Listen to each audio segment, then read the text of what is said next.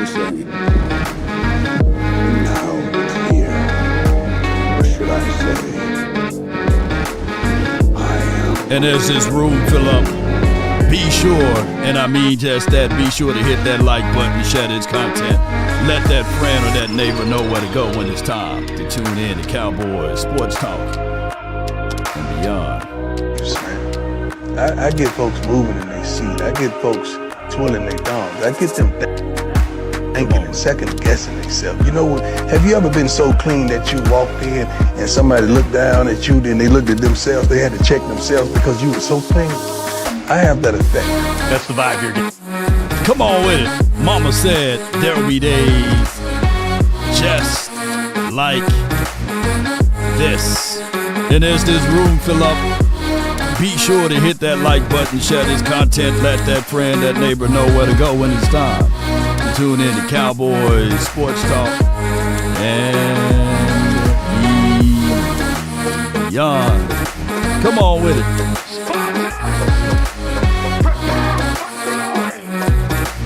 5, 4, 3, 2, and 1. Come on. All right. Appreciate everybody for jumping in. The name is Law Nation. Without hesitations nor deviations to the matter, be sure, and I mean just that, be sure to continue to hit that like button, share this content. All right, so with that being said, Cowboy Nation, oh my goodness. Recognition is a noble thing. It's a great thing. Hard knocks. It's a hard knocks life, right? I'm going to say this, ladies and gentlemen. The Cowboys this offseason moving the needle in the right spot, in the right places, and we threaten the needle as well, far as getting the attention that's warranted, right? So with that being said, the Cowboys will be added to Hard Knocks, right? And they will be in the mix of that. And shout out to the Cowboys, and shout out to the new vibes of everything. And the NFL, I see in the chat, they literally, and they understand the cost that is involved. They understand it, right? And I hope that you guys understand it too, right? We all understand it. But neither here nor there. Let's listen to the new wide receiver. Kind of like hard work, you know what I mean? Just a way of just keep going. You know what I mean? That's kind of what I feel like I bring from Pittsburgh to the Cowboys, you know what I mean? Just hard work, super hard work. Never get too high, never get too low. Number 13, story behind it? No, nothing's like really finalized right now. It's just everybody's, it's a whole bunch of numbers. My guy Trey Sean, he got number 7. And then, Trey's got number, you see what I mean? So, like, everybody's working right now.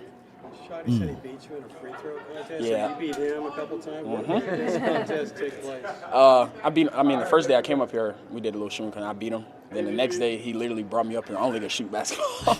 And then he beat me. So. Have y'all done a dinner yet? Yeah, we have at the Cowboys Club. No doubt. That's showing continuity. That's showing rapport, right? The Cowboys, one of those things, whereas everybody going to try to shoot their shot so that they can say that they are the best, right? Well, the Cowboys are doing things that's in line with good, healthy relationships with their players, with the coaching staff, which that wasn't here last season. I hope you guys understand that. That wasn't here last season. And now that we got that in the folds, man, I think that that's going to be a great thing. Also, last night, me and the original 88, Drew Pearson, we got a chance to talk and rap about a lot of things, about how important it is for the Cowboys to have another wide receiver on the opposite side, right? And now the attention that is warranted, will be one of those things that you can say to yourself, it's harder to cover 2 versus to cover just 1, right? So now, with that being said, with a plan, with an approach to this, shout out to Cowboys Collective last night. We talked a little bit about this too, is that when you have preparation, when you have the time frame, you got to get right on the same page, and the Cowboys just did that.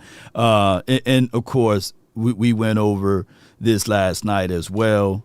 Shout out to Nick Harris. And my guy took the bullets out the gun. John Machota, he took the bullets out the gun when he said, primarily Brevin Spanford, even though he was looking to appear to be unstoppable, but it's not as advertised because it was against pretty much the 2s and the 3s and these sorts of things. So that's why it's so important for us to get out there in Oxnard, right?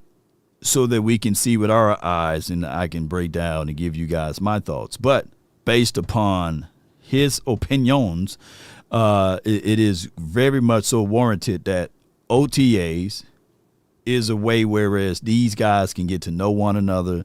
They just working out the foundations of it, and that's what's important. The ill-advised thing, that the thing that's not important is the thing that we're going to talk about that should be important. Is Michael Parsons, right? I think that Michael Parsons need to be at OTAs, right? But there were some news and noise about him being there Monday, but I need for him to be a full participant on all of the days, right? So in order for that to happen, Jerry Jones got to roll up his sleeve, and he got to stop being Jerry Jones. And Jerry Jones got to understand that it is a bigger picture. And they understand the cost that is involved. Yeah, he got to understand the cost that's involved, and that is being able to step aside, move egos out the way, and figure out ways to have the team, everybody on the same page. Now, that doesn't mean that by Parsons being here at camp or what have you, or at OTAs, that we going straight to the Super Bowl. No, and it don't mean that. No, but what it shows is that our direction is we on the same page, right? And that's what we need out of everything. B Fatty, he says, I'm sorry, but D4K would never win a Super Bowl. I mean, that's the easiest way to say those things, right? It's easier to say that, it will rain one day. It will rain one day, right? It's easy to say that, right? And it's easier to say those things, right? And it'll come to pass, and then you say, okay, I'm brilliant. There are 32 teams in the National Football League, right? And it's not as easy as most people think that it is, right? It's not as easy as most people think it is. You can literally say the same thing about Joe Burrows, right? You can say, hey, he would never win a Super Bowl. And you would have been right. How many years Joe Burrow's been in the league, y'all? And you would have been right every single year, right? And he's one of the better throwers of the balls, better passer and all of this stuff. And you can be right. How many years Joe Burrow's been in the league, y'all? And you can literally say those things, Yeah. But neither here nor there. The updates on the tush and the push, speaking to several league sources, the argument made for today is that the Eagles assistant Jeffrey Lurie and John Fiara, I think that's how you say his name, and former center Jason Kelsey were described as passionate to support the drive of keeping the push, So here's the thing. When we start talking about those individuals as it relates to the tush push, it's here. You're not going to get rid of it for right now. So my thing is, just do it. I mean, at this point, you can either have the argument to fight against it or just do it. Just do it. That's the only way that, we can really solidify this thing. I think the Bills adopted the tush push, and Josh Allen had one of his best seasons. I think that he won MVP last season, right? Because you can clout the numbers and get more rushing touchdowns. And then when people start getting hurt and then they start seeing it as a competitive advantages for those who do the tush push, then they'll start taking that play out. But if you only have one or two teams that's doing it, and 9 times out of 10, I'm quite sure that the Saints this season will be doing the tush push. Why? Because the guy that was calling the plays for the Eagles last year, knows the temperaments of it. And now you're going to have 3 teams doing it. So that's Bills, the Eagles, and the Saints. So get on board. That's all I'm saying. It's just like one of the things that the Eagles found a good thing to do, and they capitalized off of it. So everybody else just got to catch up and keep up with it. So that's all I can say with it. Is it a spectacular play? No. Is it a highlighted play? No. But it pretty much get you first downs and touchdowns. So my thing is, just do it, like Nike would say. Just do it. Appreciate you, Rod. Thank you for jumping in. Brandy, appreciate you. Thank you. And Ashley Gaines 5, appreciate you. Ace Boogie, appreciate you. VA boys, we can run it as well with Joe Milton. Yeah, so you just got to do it, right? Zone defenses were, believe it or not, NFL always been a league that you make the necessary adjustments. Some of the younger folks may not understand this, but zone defenses were created because of the Cowboys. Yeah. We had a guy that had Olympic type of speed, and his name was Bullet Bob. What was his name? What's his name? Y'all put his name in the chat and put his number down there, But this guy was so fast that teams couldn't play man-to-man. They couldn't play that because he would take the top off the defense. Bob Hayes, yeah. What's his full name? Shout out to you, Jeremy Betts. But teams realized, and they said, okay, in order for me to slow him down, shout out to you, Toxic Tom, Bob Hayes, this is Bullet Bob Hayes, right? Zone defenses were created just because of him. Just because of him, So 22, yeah, there we go. Bullet Bob Hayes, And look up, it's a documentary out there. So teams had to create zone defenses. All right. In the 2000s, I believe, after the greatest show on turf, right? The 99 Rams, I believe, they looked unstoppable. And then there was one guy named Bill Belichick who decided to play press man the entire time to knock those wide receivers off their markers, right? And they pressed them guys during that time frame.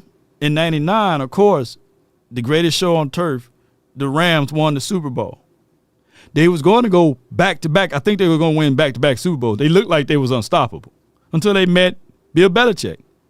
And Bill Belichick had the ability to check, to press, and to remove these guys more than 5 yards down the field. It was customary that you can literally hand check, press, and do all of that stuff all the way down the field, even 20 yards down the field at the top of the route. They still allow you to do it now. So what I'm getting at, the league is always made for adjustments, right? Yeah. Isaac Bruce and all of those boys. Yeah. So, they played press on them boys and knocked them off, and then the NFL changed the rulings for that, right? Because they was going up against baseball, and baseball was giving some crazy numbers with juicing and everything, and the NFL was like, hey, let's gear the NFL better for offenses because we don't like 12 and 7 games, right? 12 and 7. We want to see scoreboards, right? We want to see things that can mirror the NFL in a glowing light, not defensive games, right? So then you can't touch a player beyond 5 yards down the field. And the NFL made adjustments to that. And I can go all the way back to some of those guys, in basketball. Yeah, they call it Jordan rule. If they didn't release the temperaments off of MJ, he probably wouldn't have 6 rings. But they literally said, hey, we're going to have to start calling touch fouls. And I know some of you guys may be too young to remember touch fouls, right? And now that's what they do now, they touch foul. But Jordan couldn't get past the Pistons. No, he couldn't get past them. You know what I'm saying? And I know a lot of people say, nah, man, leave Jordan alone, man. You know, look, we talking about the Cowboys. But, yeah, when they used to beat Jordan up, man, shoot, he couldn't get past them Pistons because they beat him down. Then they said the next year, hey, let's lighten it up a little bit. This guy's too phenomenal. This guy's too great not to be able to win a championship. It took him 7 years. 7 years to win a championship. So when you are great, they create these type of rules, you know, so that they can get things going. Lord, why didn't MJ by himself overcome bad boys? You know what I'm saying? Toxic Tom. Because he wasn't good enough. Oh, I said that loudly. Oh, man, don't y'all come throw eggs at me, you know. The Mel Blunt rule. Yeah, you slapped the who was the guy that had the slap of the helmet coming off of the LOS? I think he played for the Rams, or what was his name, y'all? Y'all help me out. Somebody said the Jordan rule. Yeah, touch foul.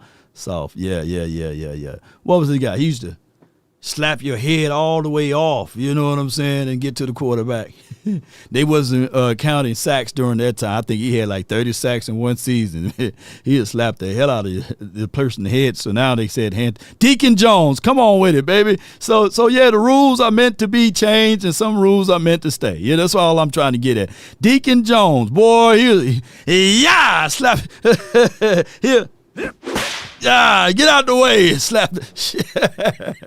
Hell yeah, shoot. Y'all think Reggie White was somebody, but get out the way and get to the quarterback. Come on with it. Deacon Jones. So the longest active division championship streak. I'm gonna tell y'all right now where my Sharpie at. This team right here. Oh, you know, you just warmed that spot up for us because the Cowboys be coming. We winning the division this year. You know, we winning the division this year. You know, some of the Eagle fans don't like that, and of course Hard Knocks is here, baby. Y'all better watch out. We got the big three, baby. Y'all better watch out. Come on, baby. Y'all better watch out. Nobody does it better. They can come closer than close. They haven't even played a game yet. Original, they never will be. We coming, baby. We coming. We coming, the big three. And speaking of that, they understand the cost. Top QB wide receiver duos heading into 2025. And lighters on the dresser. Yes, sir. 2025, we live and we going to be lit and we going to be ready for it. They see it. And when you think about this list right here, when you think about it, look at my guy Foots. Shoot. When you think about this right here, number 10 is Tua and Tyreek Hill. Number 9 is your brother from another mother, C.J. Stroud. Eastside Harold, man, we hope all is well with you. Since they did that Diddy raid, man, we haven't seen Eastside Harold. Hope Eastside is all right, man. You know, and then number 7, tied for 7. You got Lamar Jackson, Zay Flowers. You got the new America's team, Jaden Daniels and Terry McLaurin, right? Since they want America's team, since they want to be that so bad, right? You got that. And then you got Baker Mayfield and Mike Evans, number 6. Low key. Don't sleep on the Bucks, man. They got my guy Ibuka too. Shoot. The Bucks did pretty good in this draft, man. Hey, y'all better leave Baker Mayfield and them. I think that duo that they got over there and Baker Mayfield and them, they should be right at number 3 or number 4, but that's a whole nother conversation. Matthew Stafford and Puka and them, Puka Nacua, you know, they number 5. And number 4, coming fresh off of a Super Bowl, right? Fresh off of a Super Bowl, they number 4, Jalen Hurts and A.J. Brown in them, you know, so they number 4. There goes to show you how things can change within the confines of a year, right? And number 3, Goff and Amon Ra St. Brown, sun god, right? And then number 1 is Joe Burrows and Jamar Chase. But what I'm looking at as number 2, what a difference that now all of a sudden by adding George Pickens into the menu, right? Ordering that part of the menu helps this team out tremendously, right? Because they wouldn't have put us up there if we still had Brandon Cooks, right? So they know and they understand the cost that's involved with all of this. Come on with George Pickens, I think last year Pickens probably had about 900-something yards, about 50-some-odd, 60 catches, a couple touchdowns, only played in 14 games, not even 17 games. So if you calculate and do the math on those numbers, plus what CeeDee Lamb was able to do in the limited time that he played last year, both of them will be over 1,000 yards. Both will probably be over 70-plus catches. I think the offense could still be lethal in terms of the passing game. George Pickens. Yeah, the offense is going to be lethal. The only people that can't see it are those who's looking at this and saying, oh, man, the craziest thing of it all, when people say, hey, man, Dak Prescott, oh, man, pick 6 Scott, he's a turnover machine. And since 2016, entering into the NFL, his touchdown to interception ratio is by far the best in the National Football League. There's only a Pat Mahomes and old man Aaron Rodgers that's above Dak Prescott. That's the craziest thing. So he's not really an interception pick 6 type of guy. Now, granted, when we start to talk about postseasons and stuff like that, yes, he did do crazy numbers of throwing the ball to the other team, right, against the Packers and I believe against the 49ers. But when you understand the situation, What is your profession? he had no other warriors. I'll stop making the excuses. Okay, all right, you can live with that. All right, I can say that. You can get me on that one, right? Okay, yeah. Dak Prescott throwing it to Lamb, and that's the only guy that you can go back and recall upon is Lamb. They bracket, they roll coverage, and the other guys couldn't get open, and the other guys couldn't get separation, and the other guys couldn't be a threat. But I tell y'all that's watching right now, it doesn't matter what kind of spider it is. When you see that spider, you already got your guards up, right? You ain't going to say, oh, look at the cute and cuddly spider. Let me hold it in my hand. No, spider, And that's the reality of it. It's a weapon that you got to make sure that you got to pay attention to. Nobody goes to bed at night and they see a spider in the bed and say, oh, I'm going to sleep comfortable. That is what Pickens bring to the table. Or snake, Oh, that snake not poisonous, man. Should get that snake away from you. You ain't finna sit around and there's somebody gonna be like, no, man, don't touch the snake. I love spiders. Yeah. Jerry Jones says, I knew somebody was gonna say, I love the spiders, But no. Swayze says Dak is ranked 17th on PFF. Just saying. Okay, let him be 17th. But if you can argue with yourself or bring up the point that I think Eric Oldhead said the same thing. Eric, man, go ahead and send me that 25 too, man. I saw you in the chat, man. You want to send me that 25? Yeah. But neither here nor there, Swayze. But if you can say to yourself, look into the mirror and definitively put down the 16 quarterbacks that you like over Dak Prescott going into this season, that's open and available, and you still will have the same tone, then point them out. That's open and available, because at the end of the day, you got to deal with the cards that you have. You got to deal with the deal that you have, and the deck that you have is Dak Prescott. And in actuality, you got to, and this is what I'm going to tell everybody that's looking at the point with Dak Prescott, that they want to move on from Dak Prescott. In life, you have to deal with the cards that's dealt. So either you can complain about Dak Prescott until he's gone, or you can figure out ways to win with Dak Prescott while he's here. And he's here at least until 2028, give or take. So the whole argument, instead of complaining about Dak Prescott and saying that he can't win you games, look to the other side and say, how do you win with him? And how do you get the better production with Dak Prescott? Because if I'm looking at this list, I'm going to pull up this list one more time. One more time. He allowed us to come together. All right, so when we look at this list, so how do Joe Burrows look without Jamar Chase? How do Joe Burrows look without Higgins? He don't look like Joe Burrows, right? We can make the same argument with any of these guys that's on this list. How do Goff look like without Ahmad St. Brown? You know, how do Jalen Hurts look like without Smitty, without A.J. Brown? We can make the same argument, baby. Yeah. Got a super chat from my guy, the old head. Come on here. Old head young bull. Stuart, $19.99. Are you guys ready for the tush push brotherly shove in the first game of the season?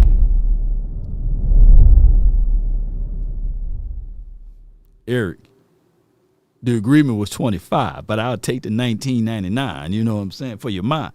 I thank you so much. But don't you know how, and Eric, I'm not beating you up, but don't you know how zesty that is? You know what I'm saying?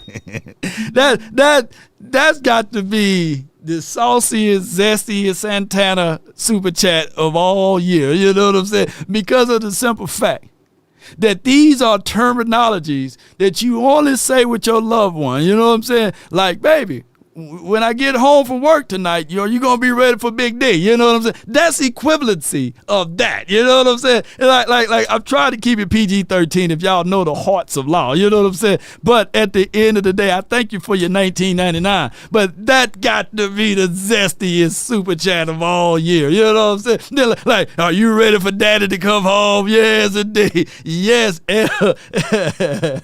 L-A-W. You know what I'm saying? What that means? Long wood. I'm finna come through. Yeah. Come on, man. Yeah, man, that got to be. Yeah. Oh, my God. I like when you like this, Daddy. Yeah, where you put my bag? Daddy, I like when you scrambling and scraping. Jeez, God, dog, boy.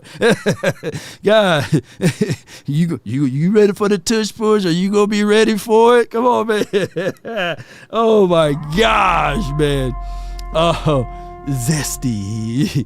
All right, Airborne Cowboy, appreciate you, man. Eric Diddy Stewart. But thank you for being a good steward, Eric. Oh my gosh. I have no rebuttal to the things that he said about the Eagles week 1, right? Law, do you think the defense should be allowed to push back in the same way against the offense to defend the tush push? Otherwise, it's unstoppable. That's a balanced super chat, Airborne. I think that the defense should be allowed to push the one tech to counter, right?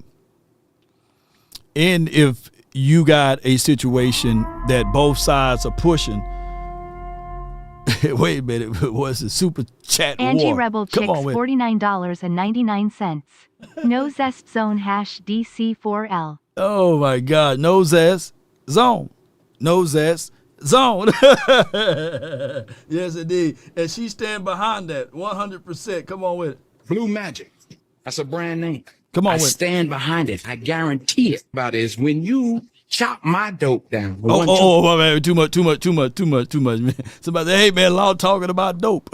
And we are dope over here. All right, smoke one for you.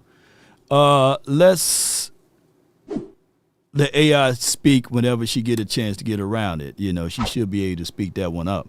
But once the AI get around it, then we gonna talk about it. But that's what I'm getting at, is that any of these guys without weapons, they are not the same quarterback. Let's listen to it. Smoke 14 ya $10. La, to be honest, we already seen how Hurts look without a defense and without AJ and Smitty facts. So we don't want to hear nothing, my G. Okay, yeah, hey. Appreciate you, Smoke One for you. So that's what I'm getting at. And for those who say, well, Dak Prescott had everything. He had an Amari Cooper. Law. I mean, come on, man. The dude had CeeDee Lamb. He had all of the things that you can only imagine that a quarterback should have. They played 7 games together. That's a Costco sample size. It's not enough. It's not enough. But now that you can have the ability to have a CeeDee Lamb and a George Pickens, doesn't mean we win in the Super Bowl. But lo and behold, it does mean that you don't have to put the pressure all on 4, because he have multiple options now. We're not forcing the ball to a guy with reconstructed knees named Michael Gallup, who we paid $50 million to, right? Who stopped on his route. We're not only singling CeeDee Lamb when he's bracket covered, a guy underneath and a guy over the top. We're not doing those things. And we should, with the operative word, have some balanced approach. You guys, can y'all name me the game that everything was going and 4 messed it up? Can y'all just name me that game when everything was going good? When we had the ability to run the ball for 4 yards or more, right? And we had other guys making plays, defense forcing turnovers, right, for crying out loud. And 4 wet the bed. Can y'all name me that game? I'll be waiting. I would sit back and tell you guys, yes, you're right about the 4. But when you put everything on the blockhead guy, 4, you know, that means he's sweating and everything. Yeah, and he got the ghost eyes watching these things going. Yeah. You're going to look at him crazily. Yeah, you're going to be like, damn, man, I can't stand this guy. So if you can't stand 4, if you're saying that he's the problem, what, everybody else gets the pass? Is that what we going? Oh, Ezekiel Elliott got the pass, Tony Pollard got the pass, and he was hurt, and all of these things, right? Everybody else get the pass, but 4 can't. That's the whole thing. The 2021 wild card versus the Niners. Okay, I'm so glad that you pulled that game up. All right, so outside of 4, who else was showing up in that game? I'm waiting. Like, who else was our running back averaging 4 yards per run? Was our defense forcing turnovers and takeaways, right? Was our offensive plan and strategy with 14 penalties? How many did 4 commit, right? So now we talking about an individual versus a game. That's what I'm getting at. Shout out to you, Levon. Appreciate you. Today he turns 52. Shout out to you. You know what I'm saying? TP leg got broke. That was 2022, right? Right. In 2021. I truly believe the 2 injuries that really crippled us in 2022, beyond the broken thumb thing, was the fact that TP broke his foot in that game. But ultimately, Terrence Steele, he was showing us very good promises. Very good promises, and then, you know, he got hurt, and we were just playing musical chairs at that right tackle. Yeah. But happy birthday to Levon, man. Appreciate you. And let's listen to my guy, Lamb, on a few points here. Once you're so passionate about something, you're willing to do anything for it, right? So as far as winning goes, and I mean, just being happy in an organization, not saying that he wasn't, not saying that he was, but I mean. Toxic Tom $5. Law, Doc and Romo are literally having the same career arc. That's not an accident. That's proof that the problem has persisted for both QBs. Yeah. I mean, the inability to build teams. I mean, we do have the ability to find superstars. I think one year Romo had 13 Pro Bowlers. That was insane, right? For us to not win a postseason game that year was kind of crazy. We've been snake bitten, you know. I think Romo was a phenomenal quarterback. I really fought more for Romo than any quarterback that we ever had to wear silver and blue. I was a younger guy. When Romo was in the league, I was in college, right? So we know we had to fight, you know, when I was in college, going back and forth with people. Is Eli Manning better than Romo, and Ben Roethlisberger better than Romo, and all of these things we had to fight. Phillip Rivers and people were arguing. This was a little bit before YouTube or what have you, and people were arguing that even what's the guy that took the Chicago Bears to the Super Bowl? Rex Ryan, you know, or whatever. Was not Rex Grossman? I believe his name, not Ryan. Rex Grossman or whatever his name is. People say he's better than Romo. So, and that goes back to the infrastructure of the team. I think that we had way too many fights about the smaller things that's on this team and forget about the bigger parts of this team, which is management, right? And yeah. 14 Pro Bowlers and no coaching. Yeah. No strategy, no plan. Like there's people right now that's watching this chat right now that have been driving for many of years. Let this AI speak. Come on, AI. Doomsday $4.10. They had a trash defense that couldn't stop a nosebleed and no run game. Hurts didn't light up the world last year. The defense was elite. Going back to Hurts conversation.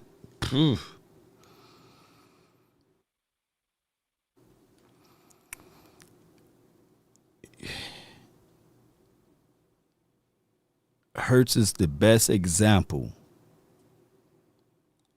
of what management above can do for a player, far as equipping them with resources, giving him run game, and giving him Smitty and A.J. Brown and Dallas Goedert, who they did a good job of drafting two of those guys, right? And that is the best example. But the problem where the line get blurry is people that can sit back and watch this and argue this point right here that we had the same things is just as crazy as saying that Kevin Hart is the same height as Shaq. It's crazy, right? And that's the problem with most people when they look at it from the outside looking in, or not knowledgeable enough of knowing how teams got to prepare themselves when they going up against the number 1 defense, opposed to going up against the number 25 or the number 26 defense, right? And have to equip themselves. Now, I'm not getting mad at the Eagles for having that situation for them, but there's arguments, literally, from my guy Lord Brunson, that he truly believed that Josh Allen and Lamar Jackson is not better than the Jalen Hurts, that if you put Lamar Jackson or Joshua Allen on the Eagles, that they wouldn't have won the Super Bowl, or they wouldn't have won or had or similar records. Like, I can't explain that to people. And there are people that's been driving for multitudes of years. But if I give them a stick shift car, they couldn't pull it up out of the driveway. It doesn't matter if it's a Ferrari. It doesn't matter if it's a Yugo. It doesn't matter what type of car it is. They be happy that they got it. But just because it's the stick shift, they can't get it up the hill. They burn up the clutch, and they can't drive it, but they can drive. They will sit back and tell you, I can drive cars. Too many excuses for Dak Prescott. This is from A. Hardy. So with the set of circumstances, like I said, A. Hardy, when you say too many excuses, or are these facts? What year should we won the Super Bowl? What year should we have won it all? With the kind of caliber team that we had. What team in NFL history won multitudes of postseason games without run game and only one wide receiver? Just name me that year. Just name me that team. Just name it. Yeah, and I'll sit back and I'll eat my popcorn and I'll sit back and we can find it. You know, you can't find it. Grind it. Yeah. That's right, TJ. Yeah. Hugo cars maybe wild, man. Yeah. So that's the whole thing. Or what year that we put Dak Prescott in the shoes of Jalen Hurts when we had the number one defense. Name me the year we had top 5 defense or top 10 defense. You can't name it. Yeah, the year they robbed theirs. Beast says Pats, or you mean the Patriots, right? The Patriots. Y'all don't watch enough football. Patriots always been stacked. Them dudes, people fail to realize Talib Akib, how you say that man's name? I'm murdering his name. And they had the damn Revis Island. Y'all fail to realize the Patriots been locked down, boy. They had a young Gilly. We were happy that we got the old Gilly. Sure. Man, y'all don't watch enough football, man. 2016, I think that we caught the element of surprise in 2016, right? 2016, that was a good year. Yeah, that was a good year. We were balanced enough, right? And it took a crazy throw by the Aaron Rodgers, you know. Ozempic is diabolical work. Yeah. Talib. I'm just going to call him Talib, man. You know. Yeah. Okay, Law, this is the year we have been adding Dak, and he will be under the radar. Yeah. I mean, come on with it. What's the difference between excuses and facts, right? Some people can say excuses are facts that you don't want to hear, right? Yeah. Some people can say that, you know.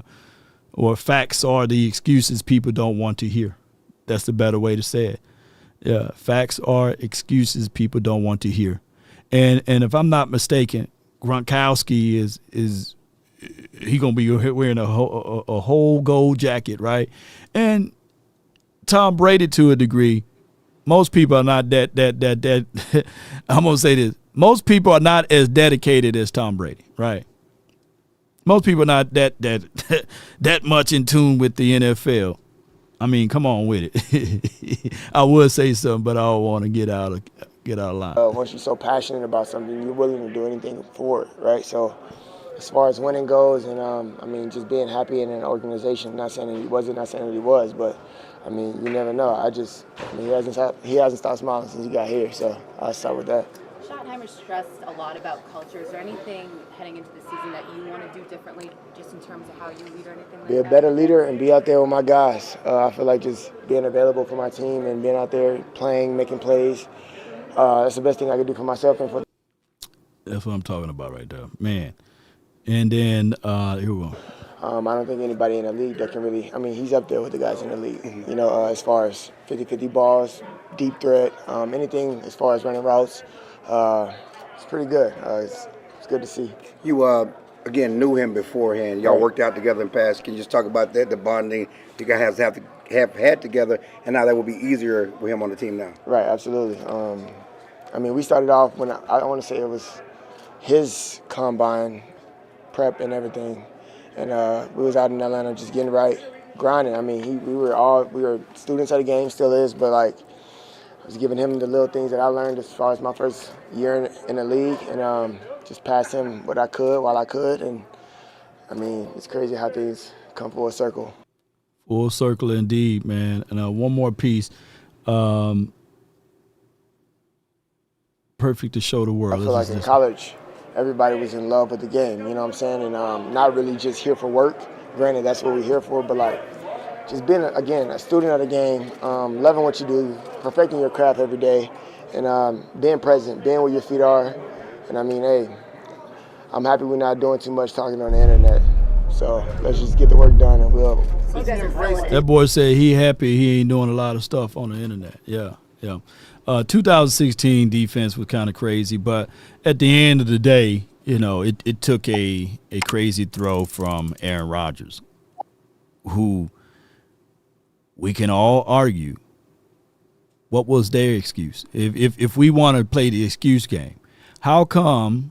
Or was it Mike McCarthy? You know, hey, was it Mike McCarthy? You know, it's crazy because they beat us in 2016, and I think that they went on to lose to the 49ers or somebody like that the following game, or the Seattle Seahawks, something like that, right? So what was the 2016 Green Bay Packers excuse, right? They had the better quarterback. They had the good running game. They had the better defense. They had everything that you can ask for. They won a game on the road, and they lost in the next game. What was their excuse, right? Well, like what was the – so since everybody want to use the excuse factor, like – and this is a good thing to bring up. What was in the Super Bowl, what was Pat Mahomes' excuse? Like when people say excuses – what was the Chiefs' excuse for not winning the Super Bowl? I need to know. I want to know, y'all. What was the excuses? I need to know. Like, didn't Pat Mahomes look like Dak Prescott out there at the Super Bowl? What was their excuses since we want to use excuses? Sound like excuses. What was the excuses for the Kansas City Chiefs not winning the Super Bowl this year? They lost to the Falcons in 2016. Yeah. Thanks for joining the nation. Defense went crazy. James Brown. Yeah, so we can play the excuse game, right? There's 31 other teams out there, and there's going to be 31 excuses at the end of the year because they didn't win the Super Bowl. Yeah. Fox says Pat Mahomes will never win another Super Bowl. And shoot, if you run with that one, boy, you can be right for multitudes of years, man. It's just crazy how those things work. That 2016 kick by Green Bay when the ball curved from the left, right was diabolical. Yeah. Turnover Rodgers. Yeah. Damn. Yeah. But the tight end was wide open on that big third down play. Yep. So we can play the excuse game all day. Yeah. But neither here nor there, not to beat up that point there. The Cowboys, this is Dak Prescott. Let's listen to what he said. How did you find out about the trade, and what was your initial reaction? Yeah, pretty funny, I guess. I was actually away from my phone for a couple hours and go back to like 6 missed calls from Jerry's assistant. So had no idea, literally no idea what it could have been about. And actually a voicemail from Jerry. Hey, I got some good news I want to share with you. So I called him back, and he was excited. And he was just telling me that it happened, that it'd be released either later that night or in the next morning. And, yeah, just a lot of excitement from the both of us. Can you do that Jerry voice again? No, one time. Can you do that Jerry voice again? And if it smells bad, you guys already know what you need to do. Let's talk about control. And first and foremost, I'm talking about control body odor, and that's anywhere. And all you have to do is shop.mando and get $5 off of your starter pack, and that's over 40% with promo code LAW. Shopmando.com. Let's go. I use this body wash odor control, full body control with Mando.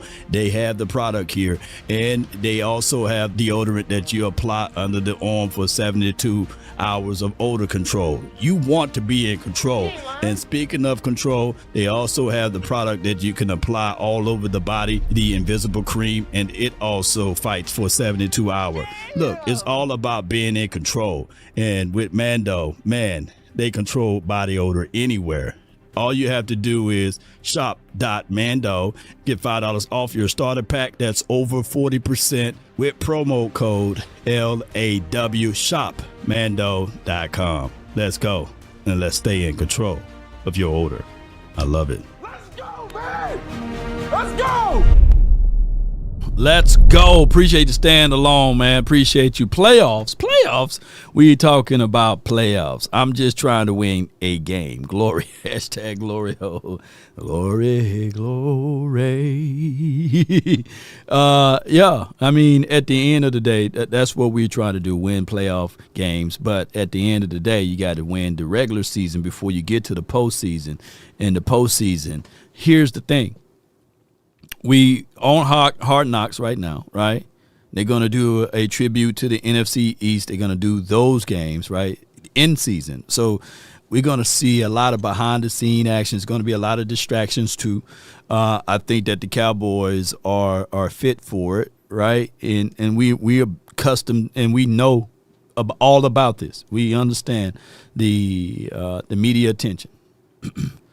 Now, the reason why they doing this is because finally we got Washington to be a part of this fight, right? We always know that it's been Cowboys, Eagles, Eagles, Cowboys, Cowboys, Eagles. Now, Washington want to put their nose in it, and we'll see whether or not Washington is going to be one-hit wonders or they're going to be able to win this year. I think that they benefited last season for playing, I believe, last place schedule, third place schedule, right? And I know it's a difference of only 2 games. Well, the Cowboys this year, we playing third place schedule. So we'll see how that works and how everything will rock from here. But at the end of the day, it's going to be a long, long journey for those who think otherwise. Eric, old head, young bull. I mean, I appreciate your support, man. New Magic.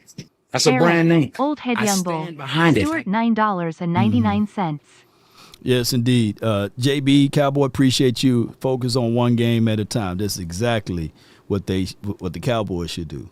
But we as fans and content creators, boy, we gonna talk about it all. But if you have lack of focuses, right, on certain things, and if you seeing pressure and somebody have lack of focus and they jump in your lane and they hit your car, let me tell you what you need to do. It starts from the first phone call. Most of the time, you're going to talk to Gene Burkett, a 30-year partner. You're not going to talk to some employee that just got put on the phones that day. There are things that are so crucial, especially if it's a cataclysmic event, to have our experts get out and look at the vehicle, witness statements, photos, the whole thing. Call Frenkel first. And they understand Chosen the by cost. the people, feared by the insurance companies. Call Frenkel first. Call my phone, hit my line, only ones who down for. That's 214 or 817. And all of the 3s you can dial. That's Frenkel and Frenkel Personal Injury Lawyers. They're located here in the heart of Dallas. Reach out to our people. They will take great care of you, not advantages of you, Eric. So, like those Diddy parties, man. You got to come on over here, man. Come on over here, man. With Frenkel and Frenkel Personal Injury Lawyers, man. They located here in Dallas with over a combined of 100 years of experiences. So they know the terrains, they know the area, they know how to get you out of trouble, and they know how to get you prepared for your particular case. But if you can't call that number, visit FrenkelFirm.com. Come on with it, Cowboy Nation, and everyone that's listening. Now, my 9 is 657-390-7391. That's the hotline for your mind over here. And the first person we have here in the mix is Pastor Timothy. You're live on The Nation, brought to you by FrenkelFirm.com. Talk to me. Yes, sir. Yes, Got sir. some great news, man. Okay. That found them. You found them? Okay. Yes, sir. Yes, sir. Yes, sir. Yeah, whoever it was, I thank God, man. Because when you ask God to do something for you, oh yeah, and He will get it done. But you gotta be humble and patience. Come on with it. And it will happen. Because a humble soul come on can with win it, man. also. Yeah, man, to that, man. Come on with it. That's good. That's good news, man. That's good news right there, bro. Yes, sir. Yeah, yes, yeah. sir. We shot them prayers up and their Yes, connections and everything, man, and they were able to get him. So he's in good health and he's in good shape Yes, and sir. everything. Okay, good, man. Yes, sir. Yes, sir. Man, it's amazing, brother. Like I tell my man, it's amazing how people to come together. Yeah. And put the effort to check up on a brother, to put the effort to go reach out and go and touch and found lost individual. Okay, all right. So, that's how we all should be in life. When you show a love to a neighbor. Come on with it. That's a chain reaction. Oh, come on. Come on with it. And I'm telling you, because we have to understand when you're a man. All right. Come on. You have to cut your own grass. Cut your own grass. Get your own food. Or roll one. Come on with it. You have to clean your own home. Come on. Sometimes you have to clean up. Come on, brother. But I messed up. Hallelujah. Come on with it. You have to clean up. Come on with it. Sometimes you got to clean up your house and get everything in order. Because God always going to keep you safe. God always going to keep you strong. All right. God will give you comfort, and He will clean you up from the inside and outside. Yeah. So you ask Him, I need help. Help me. Help me. And He will find help for you. He will get you help for you, for you and yourself. Come on, preacher. But you gotta be humble and be faithful. And faithful. Humble and be faithful. Yeah. Be humble and be faithful. And deliver and you teeth. Will be right. Yeah. But I'm telling you, all you gotta do is just hold on. We'll walk in the light, the beautiful light, down where the dewdrops of mercy, all right. A man don't work, a man don't eat. Shine all around us by day and by night. Jesus, the light of the world. Come on with it, Pastor. Yes, indeed, man. I appreciate you, man. Come on with it. Come on, take us home. In closing, Pastor. In closing. How about them Cowboys?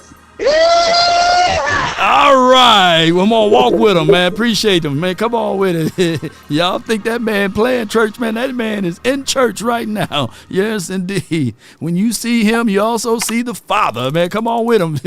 Come on with Pastor Timothy. I'm so glad that we are able to find the young man that was lost, and now he's found, right? So, and I want us to find that sixth Lombardi trophy. It's somewhere out there, and we need to figure out a way to find that last trophy for us, And I think that there's many more down the stretch. So let's go, Cowboy Nation. Let's find that other trophy. We at 5 right now. We at 5. But I got Rico from the 984. You're live, Rico. Talk to me.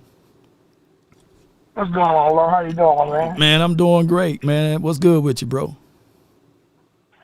Just chilling. I was sitting here listening to some of the Cowboy media. They was talking about shot and changing the culture. I'm looking at it, and he's doing some things. He's doing some things I like. Yeah. But I heard one. I'm not gonna call his name, but he's a Cowboy concrete. Concrete. Yeah. Cowboys content. Yeah, creator. Yeah. Content, that's right. Yeah. Yeah. Right. I got tongue tied. Thank you, man, sir. we all go through it. Yeah. Go ahead. But he said, Shot is not the first one to do it. He went back to history to, he talked with Mike McCarthy did, and Jason Garrett, and Wade Phillip, and even Jimmy Johnson and Bill Parcells. Right.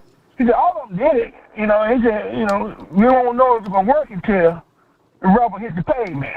Yeah, but when I listened to that, Come on with it. I said, Jimmy and Bill, he talked about them two. It's like a kid. You love your children. You give them anything you want, but when they cross that line, you got to tax them. Yeah, you got to tax them. Like the government. See, he talked about how Bill And Jimmy taxes. But I never hear about Wayne taxes. I never heard about Jason Jarrett taxes. Never heard about Mike McConnell taxes. So what I'm trying to say is, if Shada can't do no taxes, it ain't going so far, buddy. And you know what I mean. Them penalties, lining up in the wrong, doing things, when you say, oh my God, man, why you had that mental breakdown, stepping out of line? Because it's been all year long. So all I'm going to say to Jerry is, Jerry, you want Shada to pass up cupcakes. When it's time to do some taxes, don't take the belt from him. Don't do like my daddy used to do hogs. We had a male hog, he didn't want to stud him no more. He said, I'm going to get some stabs and some straight A razors because I ain't going to need him no more. So, you know what he did to him, don't you? Oh, yeah. Because a male hog, you got to clip him or the meat be rancid. So, if he kept my man Marty, you can put locker rooms all the side, upside down, in which way you want. It's going to be the same song, just a different dance. No doubt, man. I appreciate you. Thank you so much, Rico, for calling in, bro. I thank you, man. Yes, sir. Yes, indeed. That's Rico, man. What my got lost in translation podcast. Where he at in the chat, man? Shout out to I Rico. You know, I don't know if you talking about taxing, like far as someone preparing your taxing, or are you talking about BTA? You know what I'm saying? Like you got to allow coaches to put BTA, you know, to the players, and there's nothing new under the sun, right? So. Of course, coaches go through ups and downs, right? One of the greatest coaches that we ever seen wear silver and blue and had a hat on the sidelines, right? Had that hat. 20 winning seasons, right? I think in a row, right? 20 winning season streak in a row. Tom Landry. As great as Tom Landry is, right? I ain't gonna say was because he still exists somewhere in another dimension, right? 2 Super Bowl rings. That's how hard it is, y'all. It's not easy, right?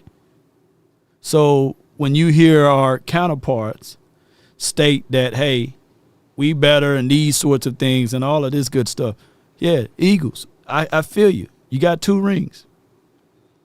But we've been down that road already. Yeah. The Washington, they have 3 rings. We've been down that road already. Yeah, the Giants, they have 4 rings. We've been down that road already. So the road get harder as you climb your success because people are going to marry what you're doing in your success to the previous years of your success. So what I'm trying to educate the nation on is that, yes, the Eagles may have won Super Bowl last year. Their road to 2 was a little bit easy for them. But we don't know, and they don't know their road to 3, how windy of a road that's going to be, right?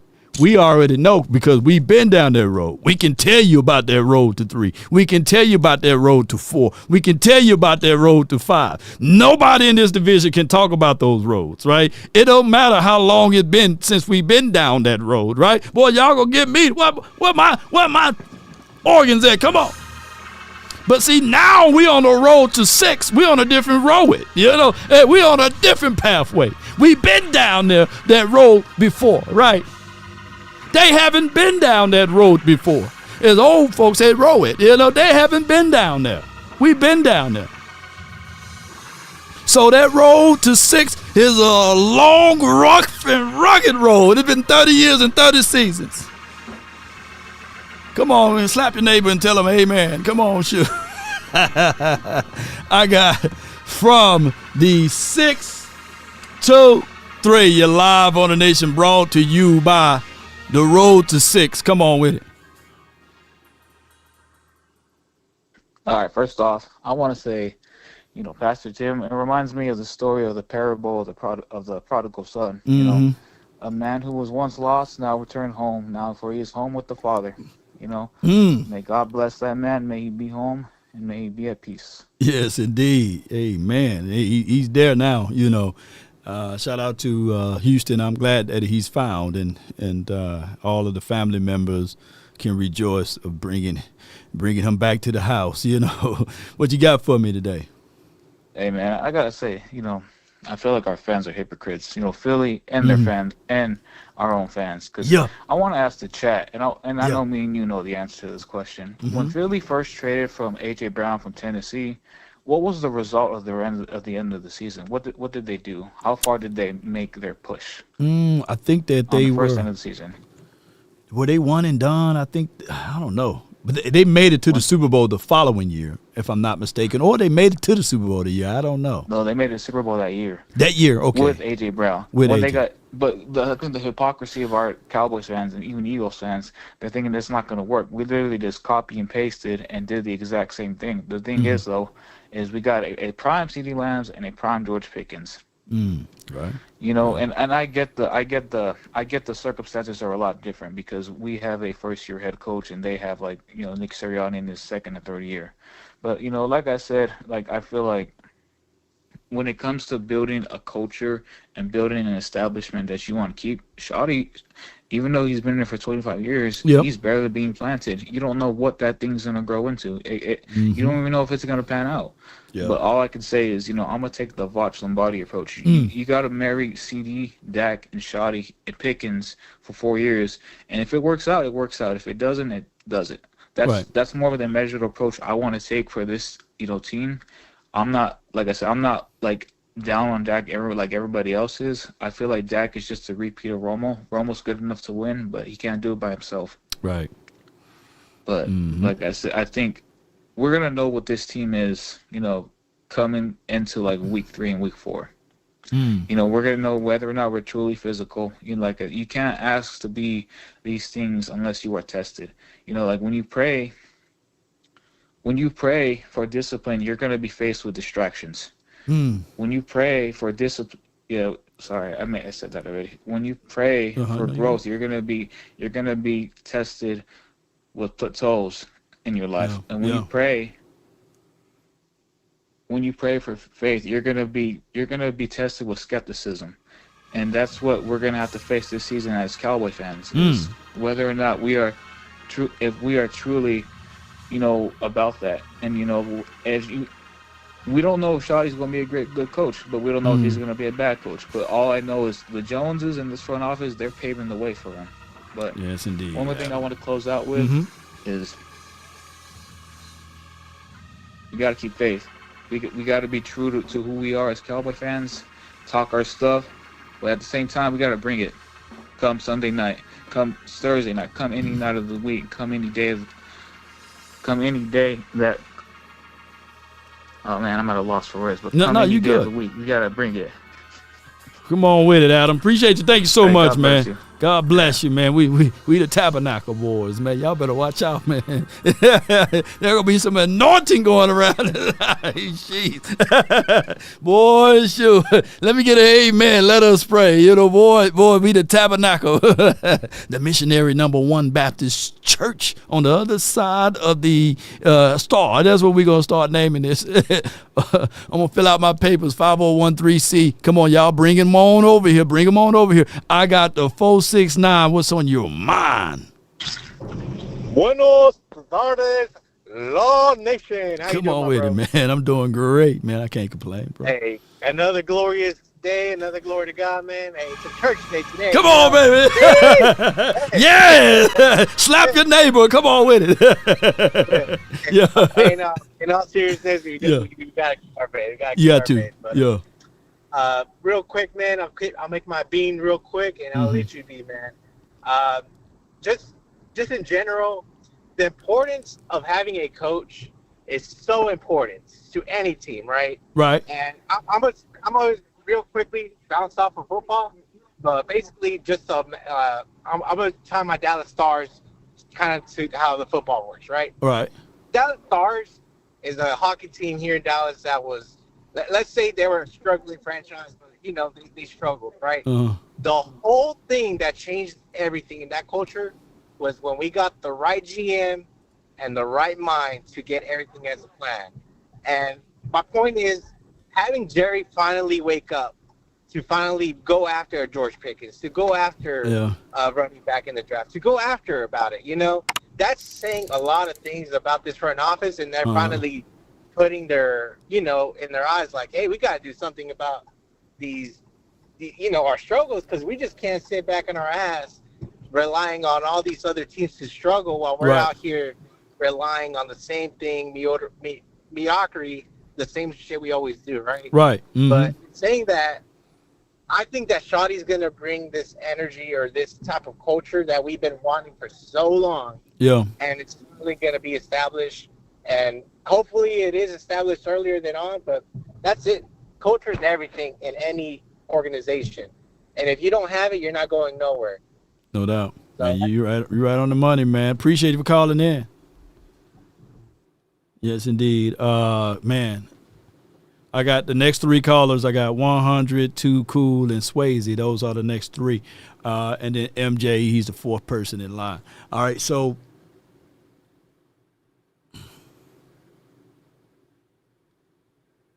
is this our first fun coach? I'm thinking because we had Landry. He was they call him Plastic Man. He wasn't with all of the crazy. He's a very stern coach.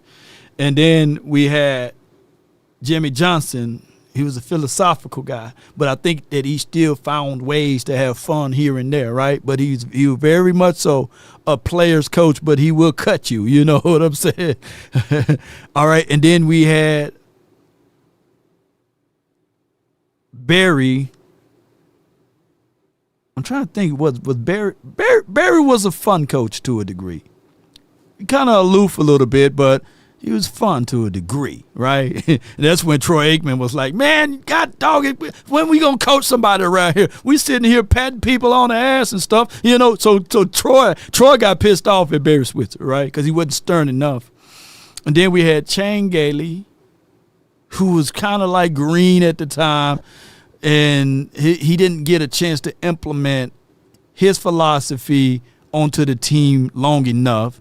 And then we had Dave Campo, who was more of a go-along, get-along guy, but he was stern to a degree. He can coach some defense. Dave Campo, one thing I can tell you, he was good at defense. And then we had Bill Parcells. If you can get him to crack a smile and laugh, you doing good things, right? Coach Wade, Camp Cupcake. I don't know if he was a fun coach guy, right? I'm thinking, y'all got me thinking. But Jason Garrett, man, I'm talking about, that's raisin and potato salad guy. You know what I'm saying? How you doing, guys? And then he would tell you the corniest of the corniest jokes, And Jason Garrett, man, he may be good. He's a good guy. He's a good guy, coach. You know what I'm saying? Yeah. And then he was forced. Jason Garrett felt like a forced relationship that he was forced upon us for 13 seasons, man. How you doing, guys? As good and as blessed as this Cowboys organization, I think that 13 years that we can never get back, y'all. Those were like neither heaven nor hell, right?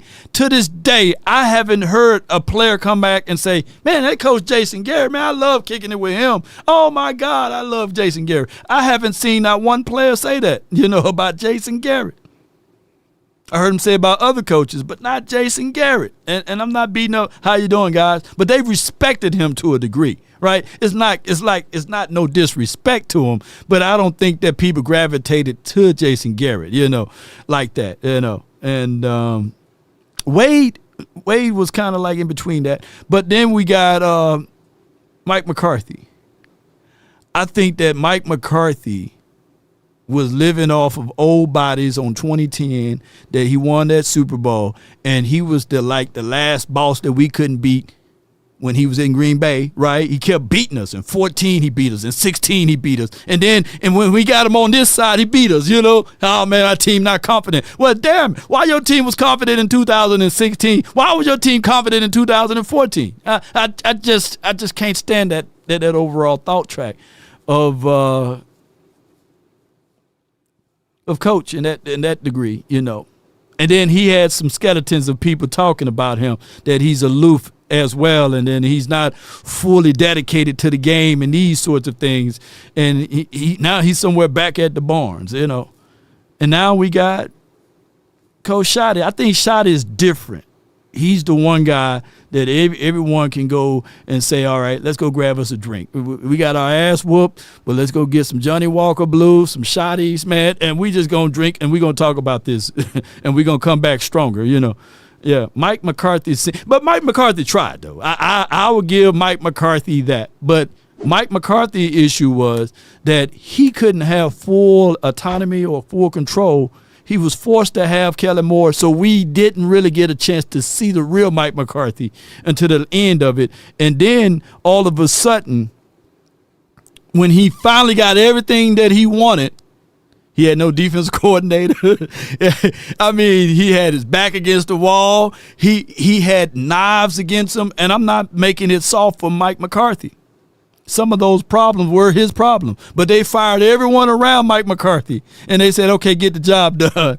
I mean, Mike McCarthy was looking behind his back, so he said, shoot, I'm going to bring in Cousin and them, Scott Tozine, Lean Kazine. I'm going to bring in Scott McCurley. I'm going to bring in Jeff Blasco, who never coached running back. I got to make sure I got people in my camp that's going to look out for me, you know? So I think that Mike McCarthy was dealt a bad deck of cards, but he weeble-wobbled into that own thing because he didn't let him hang. Mike McCarthy is supposed to have been in here saying, you know what, if you're going to fire me, fire me. But I'm going to at least get the best people in the building for me. I think that's what he did with Jeff Blasco. I'll give my guy $100,000. Maybe he can break it down better than what I can. $100,000 with the plan, man. What's good with you, man?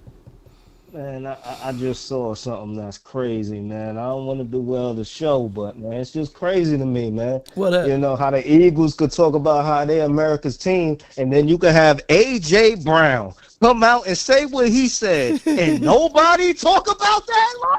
Nobody brings that up? Nobody. He said what he said, and then nobody say nothing about that. Nothing. Let CeeDee Lamb would have said that, and the headlines would have went crazy about the Cowboys and the Cowboys players and that misogynist way of thinking. Yeah. Yeah. You right. And I just saw this 2 minutes ago. Oh, did he say? What did he say? Did he say some more things? What did he say? Can you quote unquote? No, I just figured out what he said. He said, the players in the locker room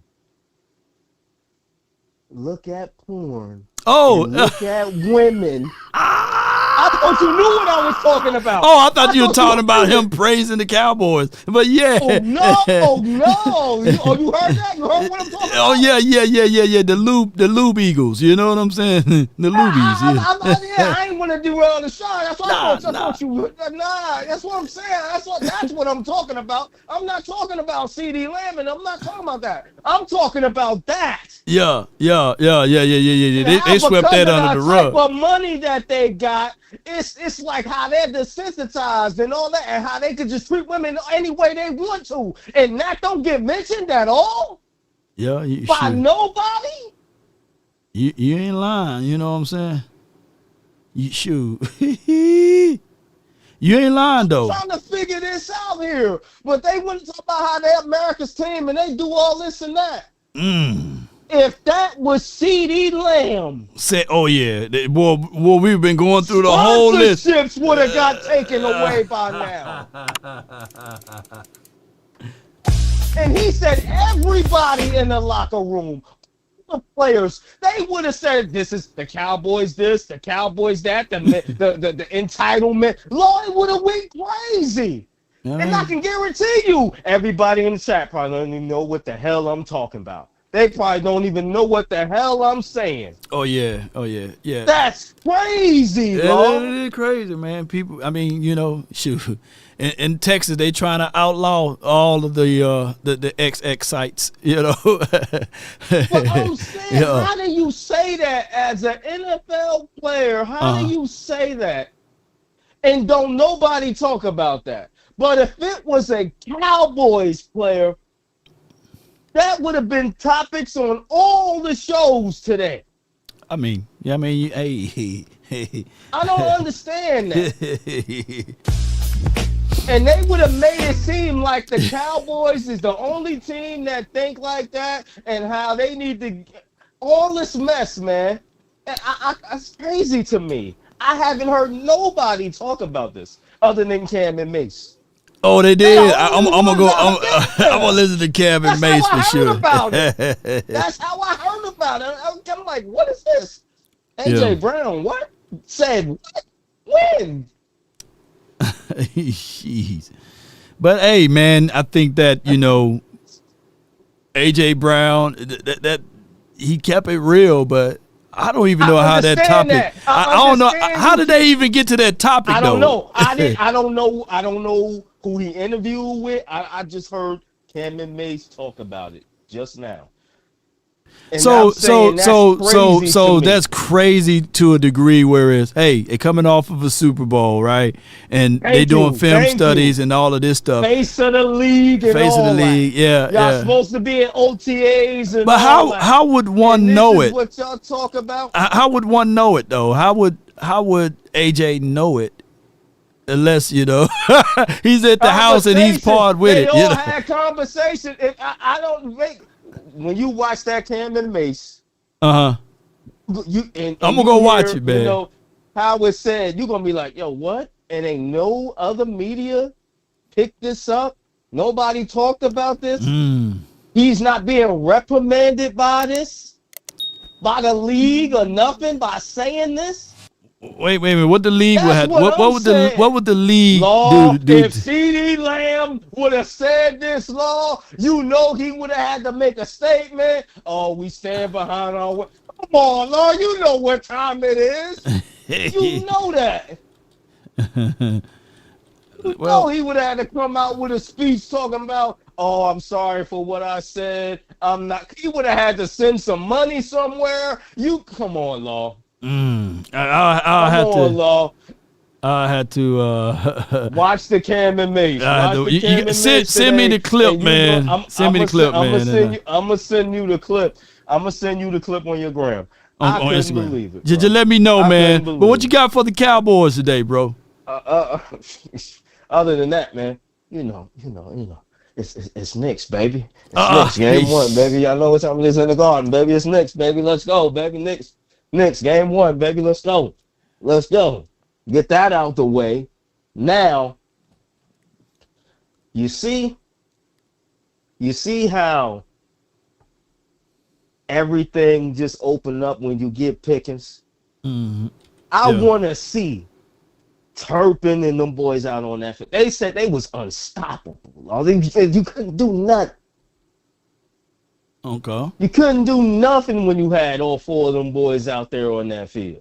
And they said you got Turpin running wide receiver routes now?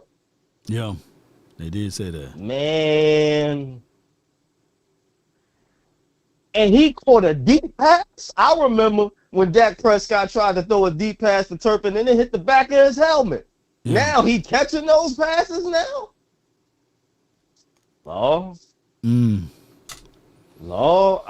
It's gonna open up, man. Scary? Yeah.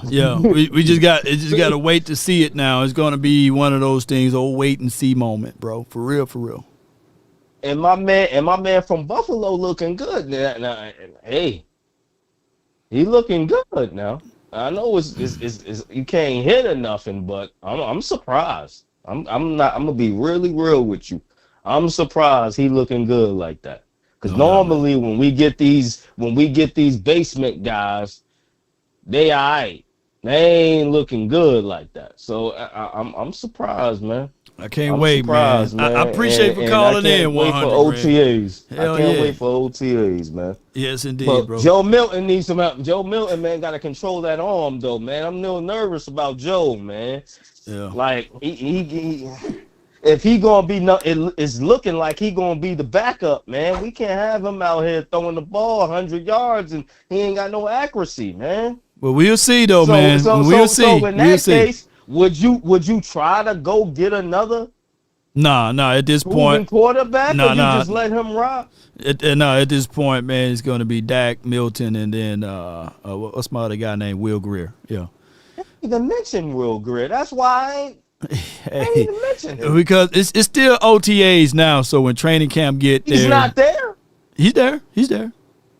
I didn't even see a picture of him. He's been in pictures, man. He got number 15. I'll show you some pictures of him, man. But, man, I appreciate you, 100 grand. Thank you for calling in, man. That's my guy, 100 grand with the plan, man. That 100 grand, man, got me. I'm over here Googling and everything, seeing what AJ done said. Okay, it's not more so about the I think that the thing that he was talking about more of it. You got every little problem that you may have, whatever vice you have. You got a women problem right now, get $100 million and see that problem. That problem gonna show up loud and clear. You see what I'm saying? Like, these people getting in trouble right now, bro. And we may laugh at it, but we don't even see the signs. The whole time though, but that's a problem. That's a problem. All right, I'm gonna give you an example. I ain't gonna give you no other name. But it's guys that's in the league getting in trouble with women. They got fetish with women. They doing little stuff. Because when you got all that type of money, dog, like, bro, that stuff shows up because now it's at your leisure. Now you can get any woman you want. You can pick and choose. You see what I'm saying? So it ain't all peaches and cream because, like, as men, I truly feel like as men, bro, we need to sit down. We need to talk more about, like, on some real time porn, right? What the fuck? What are he talking about? For 50 seconds, I don't know what he was talking about. But now, all right, he mentioned the word. Let's see what he's talking about. And it's going to a whole nother level because, but what porn does to your brain, it desensitizes your brain. Okay. And so you may think like, hey man, she look good or whatever. No, you looking at her as an object, not as a human being. You see what I'm saying? But I see that shit all the time from my team. My teammates talk about stuff like from other players and all this other stuff, bro. That's real, dog. So like, just because you got all these blessings, all this money and all this shit, like that shit, bro. Everything ain't peaches and cream because whatever problem that you may have deep down inside that you're not telling nobody about, get some bread, get some money, get whatever you desire. I promise you, that shit gonna show up, and you're not gonna be able to hide it because you can't, like, cause when you get that bread though, who you are really comes out. I'm just gonna shoot you straight. So you got to make sure you're doing what you're supposed to do and who you're supposed to be before you even get to that level. That's why you see these guys are getting in trouble doing this stuff. Like, but they ain't no accident, dog. Like, now if it's wrongfully accused, then that's different. So, I mean, that boy, he my Mississippi boy. Boy, yeah. I'm going down this thread. Bro, learn something today. Not gonna answer that one. So, are you single or in a relationship? Not gonna answer that one. You wanna get in there? I don't know. Shit. All right, let me quit scrolling down there. Yeah, that bro. Hey, he's stabbing everybody, man. All right, so I get it. You know, people, anything can be an addiction, right? I mean, you got people that eat themselves to death. You got people that starve themselves to death. And one thing that I can always say is that, what's that dude Tupac said? One thing we all adore, something worth dying for. There's nothing but pain. We stuck in this game, searching for fortune and fame. You know, so fame can be an addiction, right? You know, and a lot of people go through that and imposter, I think it's the imposter syndrome. Is that right, Toxic Tom? You know, yeah, imposter syndrome, whereas they think that they are this person, but they're really not that person in real life. So you got that going through a lot of people in this life too, right? But at the end of the day, people, we all addicted to something, right? We all got a vice. That's what I'm getting at. We all got a vice, man. And money do embellish those vices, right? Man, I'm addicted to the Dallas Cowboys. Yes, indeed. You know, shoot. Boy, we wake up every day thinking about the Cowboys. This is an addiction right here, man. Boy, we got to get this narcotics right here, the Dallas Cowboys, come on with it. You know, imposter syndrome is definitely a thing. Yeah, ratio. Yeah. Imposer. Yeah. Imposer. Yeah. Appreciate you, Rico. Appreciate you. So those are real things, man, that people deal with every day. So if somebody is addicted to the PORN, you know, that's just their vice, right? Some people addicted to drinking. Some people addicted to smoking. So we all gonna go through that. But man, this one addiction, man, shoot. This one addiction that we have with the Cowboys is worse than anything, right? Let me know if I'm lying on that one. Ain't that right? I got the next caller from Too Cool. I guess he ran off. All right, I got Swayze from the 908, and now I will have MJ next. Well, Swayze from the 908, you're live on the Nation. Talk to me. What's going on, Law? How about Not much, Cowboys? man. How about him, man? No, I was just, calling in because, like, I see a lot of people complaining about, the team. Like, you can't complain in May. You gotta you gotta let it chill, bro. Like, you gotta let it rock out for a little bit. Yeah. It's May. Like, wait till week 1, week 2, or the preseason to be like, I don't know about this team. But I do disagree with you in terms of changing the culture with Brian Schottenheimer. I mean, I know you that relationship there, so obviously, it's I understand it from that standpoint. But when you're on the team for most of the years and you're handpicked by the owner, I kind of highly doubt that you can change the culture in something that's been a poison in this team for about 35 years. I mean, you're not going to see drastic changes within the offseason. You will only see it probably week 5, week 6, week 7. You need to see people that go through challenges in life. I think that's one of the things that, like right now, Shotty is considered an angel, right? Because we haven't won nor lost, right? But if he wins, he's going to be considered an angel. But if he loses, he's going to be considered get that brother up out of here, So that's how culture works, man. For example, I'm going to use, since we've been talking about the NFC East, right? Brian Daboll, right? He was considered a real great coach going to the Giants, and he was going to change the Giants, right? And they've been last place ever since he's been here, you know what I'm saying, in the NFC East, right? Yeah. Outside of 1 year. But people talk about the Washington team, the changing of culture. So now that they did a great run last year, now people are going to look at it and see, can they repeat that, right? Yeah. So that's how culture works, Mm-hmm. I get what you're saying. I just kind of I slightly disagree with that, for the simple fact that because it's the unknown. To me, I think changing culture is like, for instance, like Jimmy Johnson. Jimmy Johnson is a Florida boy. You know what I'm saying? Like, he's from Florida, and Jerry wasn't amongst that mix of that Cowboys Tom Landry culture, and they came in with 2 unknown boys, that wasn't a part of any type of team of the Cowboys organization or any type of relationship, and went into that organization and changed the culture. Now, do we know? Right. Like, did we know they were going to change the culture for good or bad? Fortunately for us, they changed the culture that was good, and obviously Jerry Jones axed out Jimmy Johnson, snaked them, and we've been in this predicament for the past 30 years. But here's the thing, though, Swayze. In '89, nobody liked Jimmy. In 1990, nobody liked Jimmy. They were like, man, get that coach up out of here, man. He trying to change the league, man, and make it one of those things where it's college. This is not college, And in 1991, they still didn't like him. But in 92 and 93 and 94, I mean, come on, people start respecting Jimmy even more after he was gone. And that's just how life is, though, unfortunately.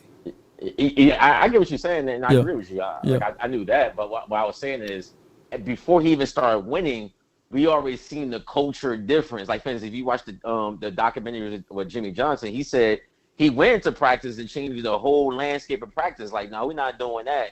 Or when he saw Danny White and Randy White running, he was like, we actually going to move on to a whole different direction. With Brian Schottenheimer, I don't really necessarily think he's making any decisions, not just from a roster standpoint, but also from a strategic and scheme standpoint. I think these decisions were done by Jerry Jones, and he's there to implement the decisions that's already been made from up top, which is usually what goes on in mom and pop. Not gonna say mom and pop, but family-owned companies in general, and those things don't necessarily work anymore. Now, I'm a Cowboys fan, so I'm gonna be optimistic, and I'm gonna say, all right, let's just wait. Dak has George Pickens and CeeDee Lamb, even though George Pickens reminds me of like a Dez Bryant, where you have to throw up and in the air, let him grab the ball. Like he's not gonna like route himself open. I mean, that was a problem with Dak Prescott with Dez Bryant before, but we'll see. It's gonna take some time for us to even quantify anything. Far as I would say, it's gonna take probably a year, 2 years. But 2 years? Yeah, for ultimate change. 2 years? I mean, that's just how it goes. 32, he's 32 years old. But see, here's the thing though.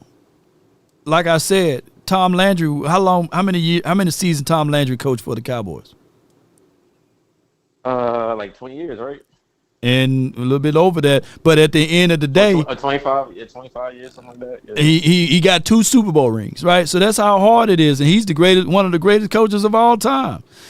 The whole thing is Super Bowls. Yeah. Besides 2 Super Bowls, he's going to champion. Like he was going to NFL championships, even though he's losing to the Packers, but he's going to championships. It's all about being competitive too and competing. So that's what we're looking for, and that's one thing that we can all argue that's something that's changing, that Shadi is implementing competition and competing and being able to get to know the players a little bit more and understanding, hey, I know the player dog's name. I'm going to be at the player's wedding recital and all of this stuff. He's trying to, as much as he can, but you still got to overcome the power struggles of Jerry Jones and Stephen Jones. I get that part of it. That's not going to change, So you just got to know how to navigate through that, and I think that's what Shadi is doing. Yeah, but I think what you just said now, and I laughed a little bit. I'm not gonna hold you. I couldn't stop. I ain't laugh out loud, but I laughed at I smirked a little bit. Yeah. That is all performative. Like you don't need to do all that. Like, right. You don't need. I don't think Bill Belichick was like, I guess I gotta know Kevin Folk's name. I mean Kevin Folk's dog's name, or go to their wedding. Nah, it's about winning and losing. And it's about when we get into this building. It's about making sure we hold every single person accountable. And Bill Belichick and Jimmy Johnson were able were positioned or placed in a way where they were able to hold people accountable. Yeah. Is Brian Schottenheimer able to hold these players accountable? That's all we want. I know, but yeah. But the only thing is, Swayze, Bill Belichick is like 30 years older than Shotty, so he's from a different generation, and they just different. And I get it. Pete Carroll, he's from the same generation as Bill Belichick, right? And he got his way. So it's one way you can look at it and say this works, and there's the other way that you can look at it and say it don't work. But overall, I think that everybody's different. It's just like a fingerprint. Every fingerprint is different. But hopefully with this fingerprint, that we can see some changes as it relates to how this team overall compete. And that's what we're looking for. And John Machota last night, he said a great thing, because I tried to ask him, like, hey, when you write your thesis, when did you got ready to prepare yourself for that thesis? And he said, man, I'm the wrong guy for that example, right? So even someone that you would think that they prepare themselves and prep themselves for it, they don't do it. Because the Cowboys are the Cowboys. We get hit with more curveball than any other organization. Keep in mind, and you can use this and say, hey, this is an excuse, but keep this in mind, Swayze, that Jerry Jones sued the NFL for $750 million. You don't think that the NFL don't have a vendetta against him?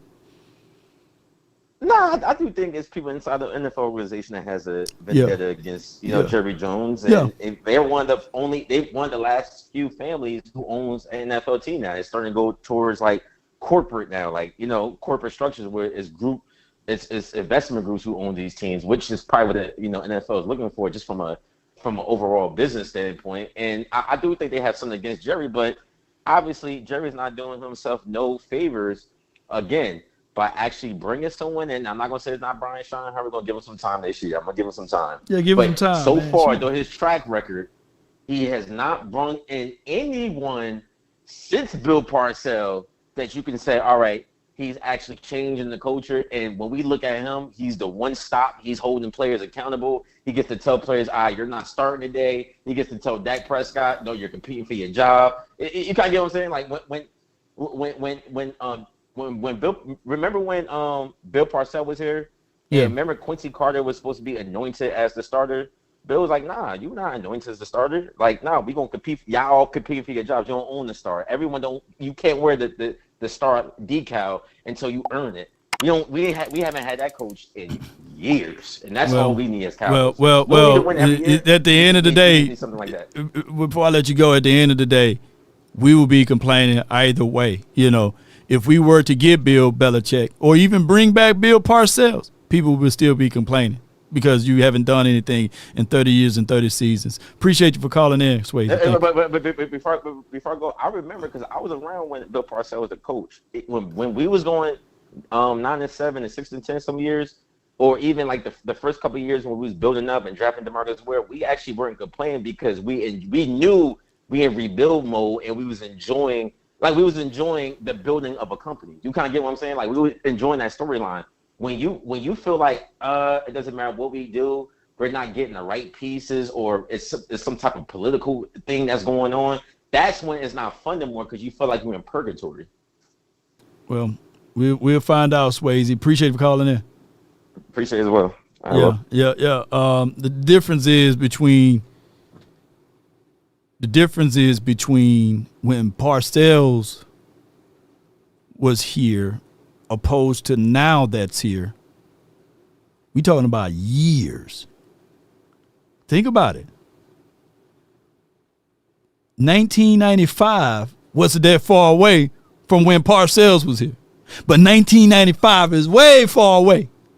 You know, there's people that came out of the triple womb of the darkness, right? Came out of the birth canal. Learned how to walk and talk.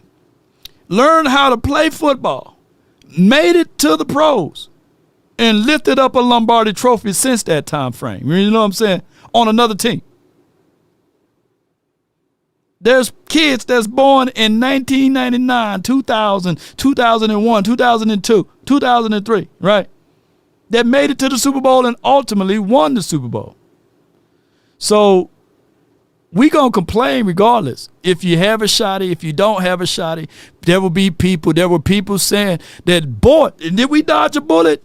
Can you imagine, can you open your mind up and imagine Bill Belichick coaching here and having his Swedes talking the way she's talking, whatever his lady is, and him doing stretching and Pilates on the beach and getting her all in the, boy, y'all talking about culture change, man, people won't be able to listen to that.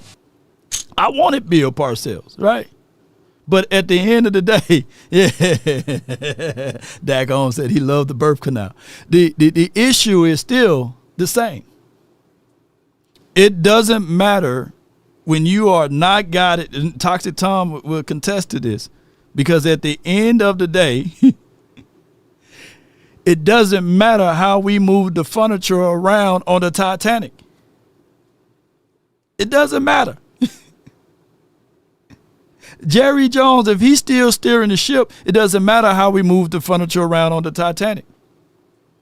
But as it relates to us as Cowboy fans, we the damn people that's still playing the violin as the ship going down. We support our team.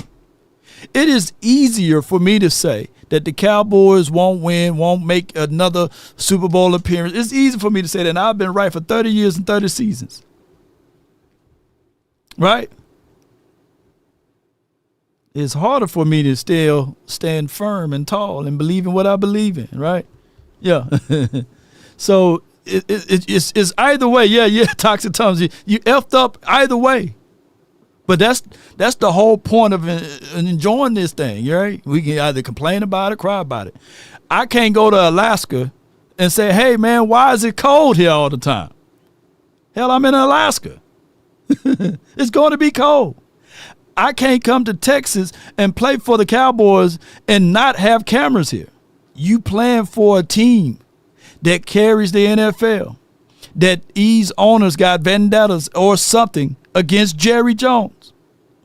A lot of y'all don't know that they had to change the rules of the damn kickball for when Tony Romo was holding the ball. It was a slick ball. They don't talk about it. I'm not saying that that's the reason why Romo bobbled a snap in 2006. But for damn sure, they changed the rules of the footballs now. Yeah. So we can go back. The catch, no catch. All of us fans, we saw with our eyes, man, Dez Bryant caught the ball.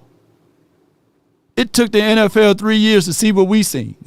and on the third year, they realized, oh, Dez caught it. They made a whole statement about it. We were wrong for 3 years, knowing that we was right. And then when we get right, what are we supposed to do? Get the acceptance of the apology? A lot of people don't bring up in 2016 that they called a penalty for too many people in the huddle. Yeah, Butler came into the huddle, and now guess what?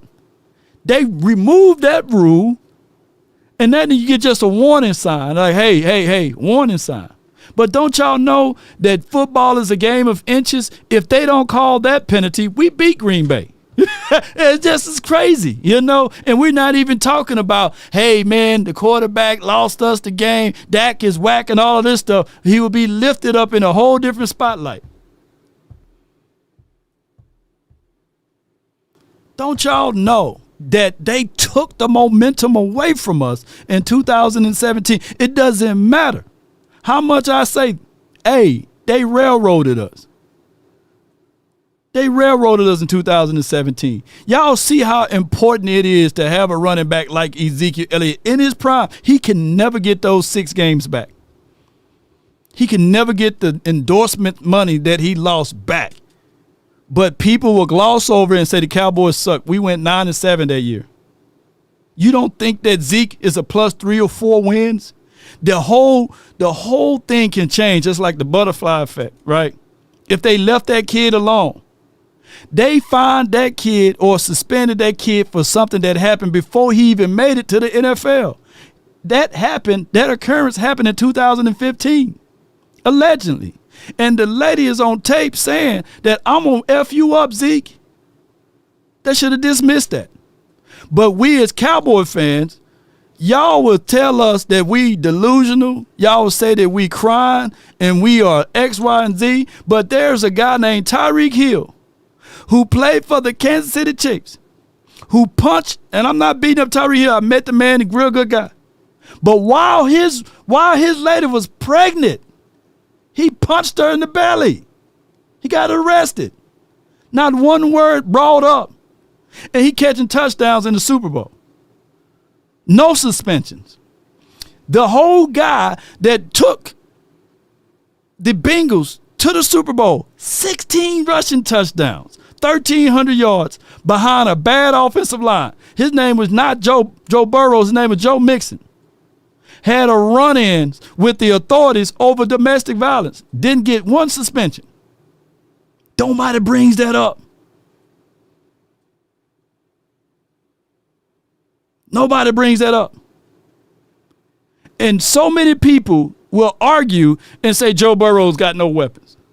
This dude was gifted with Jamar Chase, gifted with Higgins, gifted with Joe Mixon. Oh, man, he got a bad offensive line. But still, he's able to get 1,400 yards on the ground. This dude get a ACL tear that most people can come back for, especially as a quarterback. We had the same guy to come back with bones protruding through the skin that most people don't come back from, put up great numbers, and not even get selected as comeback player of the year because Burrows. It's crazy how the league look at these type of things and weigh them and say, all right, cool, I can't make this stuff up. Gifted Trey Hendersons. Yeah. 16, 17 sacks a season. You know? but we are the ones, right? From the 206 MJ, you live on the Nation. Talk to me. What up, Law? How you doing, brother? Not much. What you got? I just listen to Swayze. I'm like, Swayze be on some drugs. Swayze take drugs. But they be telling, because everybody think I'm a drinker and I don't drink. Yeah. It's about, they be tripping off my accent because I'm from St. Louis. You know what I'm saying? Right. So they think I be drunk. But I'm gonna tell the truth on Swayze. Swayze, that comment you made about Jerry Jones, you're not getting away with that, brother. Jerry Jones, stop trying to get Jerry Jones all the glory that Jerry Jones did not put this roster together. These coaches. This guy put one of the best coaching staff ever in a long time that the Cowboys ever had. And this is why they're gonna win. They got the second ranked best receiver coach from Oregon. Why you think Turpin probably running a better roster now? And Law, you always be on TV, be on your shows, and you be in a little slide. You was cracking up at our receivers, coaches, our linebacker coaches. How you be saying their name, Law? You be Tozine, Lean Kazine. Shout out to Scott Tozine. Yeah. See, but they ain't catch that. Law ain't trying to be funny because he be on the field with it. But Law be like, man, it's like Law, Ma, shit, they got MJ coaching the offensive lineman. That's what you know what I'm saying? Yeah. And the fans ain't catching that. But this guy Shawty put his own coaching staff together, one of the best ever in a long time. Because you win, because you can win 2 or 3 games by coaching, and then you win 2 more games by if the players don't try to be heroes. You see where I'm going, Law? Yeah. You got the linebacking coach. We got the best linebacking coach that's going to help you linebacker. And don't y'all know the Bears defensive back coach better than our defensive back coach, and we have more talent than his coach. You see where I'm going, Law? Yeah, I'm getting you. I'm following you. Come on with it. The offensive line, horrible. Old ass man from 1979. No, from Tom Landry administration. Shoot, he was coaching the damn Tom Landry shift, you know. Yeah. Now Swayze, that's when you could say the Jones pulled this guy with McCarthy himself, fat boy. I mean, to make it quicker though, MJ, I get what you're saying. Like Jerry is in a way, but Jerry also, you got to navigate with Jerry, right? You got to know how to navigate with the old guy and make it seem like it's his ideal, right? Because I think that's what Shotty know how to do best, man. That's what Shotty doing. Yeah, it's gonna make it like it's your idea, you know. It's like you come up with the idea, but MJ steal it. That's what the coach do. Don't try to give Jerry Jones, we could give him some little kudos or whatever, but Jerry ain't done nothing. Only thing Jerry did is listen to Shotty and like, damn, I never thought of that. Yeah. Shit. But at the end of the day, though, MJ, at the end of the day, we know anything that's going to be pointed at as, and this is one thing that Jerry got to understand, regardless of the situation, he's going to get the credit. You know, even if he step out of the shadows, he's going to get the credit. It's just that he wants the credit. He knows what it needs. He knows what needs to be done, but he don't want to do it. He don't want to step down. And Shotty throwing them little elbows. So hey man, sit down with him. Shotty smart. Shotty sit down, yo man. Just why you been losing. Just blah. He like, damn. Yeah, okay. Because, like you say, they been in them little meetings, just him, and he be throwing knowledge on Jerry that Jerry never had down, that other coaches ain't sit down with Jerry like that. Shotty been in that room and throwing, Yeah, but in closing, yeah. So So in closing, it's making Jerry look good by Shotty throwing him the alley-oops. So to y'all think Jerry running? No, Jerry ain't done nothing. This is Shotty team. And Shotty ain't thinking about next year. Shotty trying to win that Super Bowl this year. And like I say, we've been losing them playoff games. Like you said, Law, dumb plays. But you called it out. Yeah. Dumb plays, people in the wrong spot.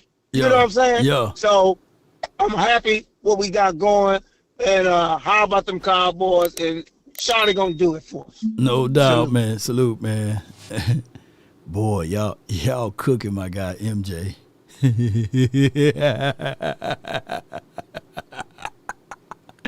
Oh my gosh, man. I couldn't help but to read the comment. Said, man, his voice need lotion. That was crazy.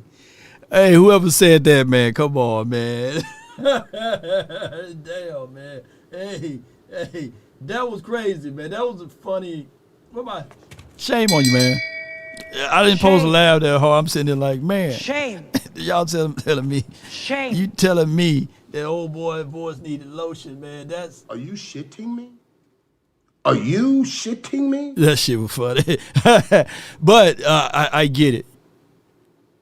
Shotty is moving differently, and it seems to be the same. We can't tell the difference. We can't tell the difference until like week 6 or week 7. Or when we go through a little hardship, right? If y'all think that woman love you, lose your job. See if she still cook and pamper for you. You know what I'm saying? Yeah. If y'all think that man love you, you know what I'm saying? Shoot. Tell her to lose her job, right? And see whether or not, she being that heavyweight and you start to move everything, earth and all of this stuff for her, and then she's not appreciative of it. Boy, it's going to be a different reality. So it takes to know a person more when they are at their bottom and when they are at their worst. So, yeah. You'll find out, man, who really there for you, man. Lose your job or get sick or something like that, and will they still be around? Will they still pamper you and they still love you unconditionally? And most of the people that's here with the Cowboys for 30 years, 30 seasons, you got to be in love with the Cowboys. You can't just be sitting around here. Even if you mad about the Cowboys, you are in love with the Cowboys if you still a Cowboy fan and you still rooting and you still rocking with the silver and blue with the star on the side. You got to be. There's no delusion about this. To a degree. This is something that we are in love with this team unconditionally. Because just like Toxic Tom will say in the chat, and anybody else that's in the chat, Jerry do everything what he thinks is the proper way to win Super Bowls. And he's been wrong for 30 years, 30 seasons. And the formula been out there on how to win. But by him having the mindset, the need to be right, he refused to move out the way. But now we got a guy that know how to navigate that to a degree. And make it his idea. Jerry, yeah, it's your idea to get this guy, right? But switch it up on him. That's what we like. I got let me give you the next few callers. I got Point Dexter. I got B-Bird. I got the 601. So I got Point Dexter from the 409. What's on your mind? Talk to me. Man, the chat is, I'm talking about the chat is treacherous. Yesterday, y'all had me cracking up when you had a little slip of the tongue and they started talking about birds twerking. That shit was too funny, man. Them birds. I want to say chirping, but I said twerking, man. That's the chat went crazy, man. That was crazy. Like I said at the end of my calls, I do How About the Cowboys. The only reason I do it now is because of the chat. It's because of the chat, man. I got real good feedback from the chat, man. I say, well, I just go on and stay with that. But also, you saw the movie Sinners. I had asked you before, but you finally saw it. Yeah, I saw it, and, man. Yeah. Did you really enjoy it? I mean, shout out to Clarksdale, Mississippi. Man, I'm from that area. You know what I'm saying? Like my mom peeps from that area. Sharecropping is a real thing that we were a part of. My mom, even my mom when she was younger, she had quotas and stuff to pick cotton. Believe it or not. So yeah. And there is, you can utilize your skill set for the good or the bad. And the reason why that demon that really was drawn to the guy that was singing right inside that damn barn was because of his voice, right? And he wanted it for himself, right? And basically that's just for what it is, bro. You know, it's good and bad. You see the good in people, you can see the bad in people, and it can bring out the good or the bad. That's a good movie how they kind of made that symmetry, or if I could say it that way, you know. Yeah, for sure, because you know, like my wife and I saw it, and you know, we talked all the way home about it, you know, and she said it really boiled down to a young man and his music, you know. And that was the thing, you know. He was in the church, and so many of our artists, especially the greater ones, come from the church. You know what I mean? Yeah. And for me, it was really, really deep because the same thing you said. I sat down and I listened to my grandfather, I listened to my mom, my uncles and stuff, and they told me these stories. You know what I mean? And I don't know where Delroy Lindo got it, but I can remember my uncles telling us stories, you know, about breaking books, about people getting lynched and stuff, you know, and he would have that inside of him, and he would start that humming just like he did. Yeah, man, I'm talking about, brought tears to my eyes, man, because it brought me back to so many things. See, because I hold on to that history. You know, I hold on. That is part of me, that parts of me that I hold inside. That's my rage. I have that rage every day being in the skin. I have that rage every day, and I just want to make sure that it doesn't consume me, that I laugh and I joke, but I remember that. And I thought it was such a great, and you know, when I heard that Kugler, it was a love story to his uncle who came from that area, who told him those type of stories, you know. And the movie went really, really deep into that, you know. I'm talking about, man, it had everything. It had scenery, it had, you know, cultural, it had history, and then also it had vampires, you know. It had vampires, throw the vampires in there. but they pull these things, these movies pull these things from actual events. I'm quite sure that there could be vampires out there, you know, that continue to live. Because if you watch all the way to the end, you know, he did make I don't want to say an omen, but he did made a way whereas, hey, I'm still alive, right? And the only reason why I saved you or spared you is because of a promise, right? You remember? Did you see it all the way at the end? He said, "I hope I ain't still in the movie from everyone." But at the end of the day, these things are real tangible things. Tell them to be quiet. It's spoilers ahead. Spoilers ahead. Yeah, spoiler alert. Spoiler alert. Yeah. But he still had that damn scar, you know, on his face. But he said at the end, you know, I only spared you because of the simple fact that that there was a promise that was made. You see what I'm saying? So in so many ways. So yeah, I mean, at the end of the day, mermaids are real, sirens are real, and look, I know a lot of people watch Little Mermaid, right? And when the mermaid, when she was able to sing a certain song, right? And it caused the guy, she say the guy, and all he could remember was the sound, right? Now, I want to tell people that there are certain parts, if you down there in Biloxi, Mississippi, right?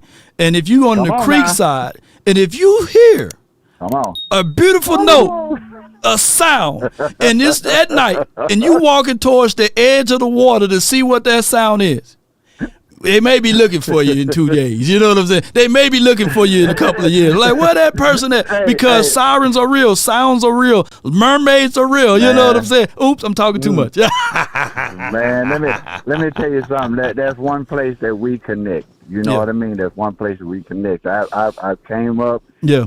I spirit world, hoodoo, Hanks, all of that. You know what I mean? I grew up with that. Okay, I grew up with you don't eat everybody. You don't eat everybody's spaghetti, right? Come on now, yeah. Come on now. Yeah. Well, my wife would tell you all of them. She done told me a few. You know what I'm saying? But hey, man, I know we talk about football, but we talk about everything else. You know, and I just wanted to get your feeling because, like I said, it hit home with me. I thought about my mom and stuff, man. Came home, had a good cry, you know. Yeah. And also, you know, with my wife, she being Creole, you know, in some places she could even pass for white, you know, and everybody didn't know that Mary was black. Everybody say, well, why was a white girl there? She was black. I got blood relatives that could pass for white, you know. That's just part of it. That was Master being in the cabin, you know what I mean? So we know all about that. You know what I mean? I got some people in my family. I got some people close to me.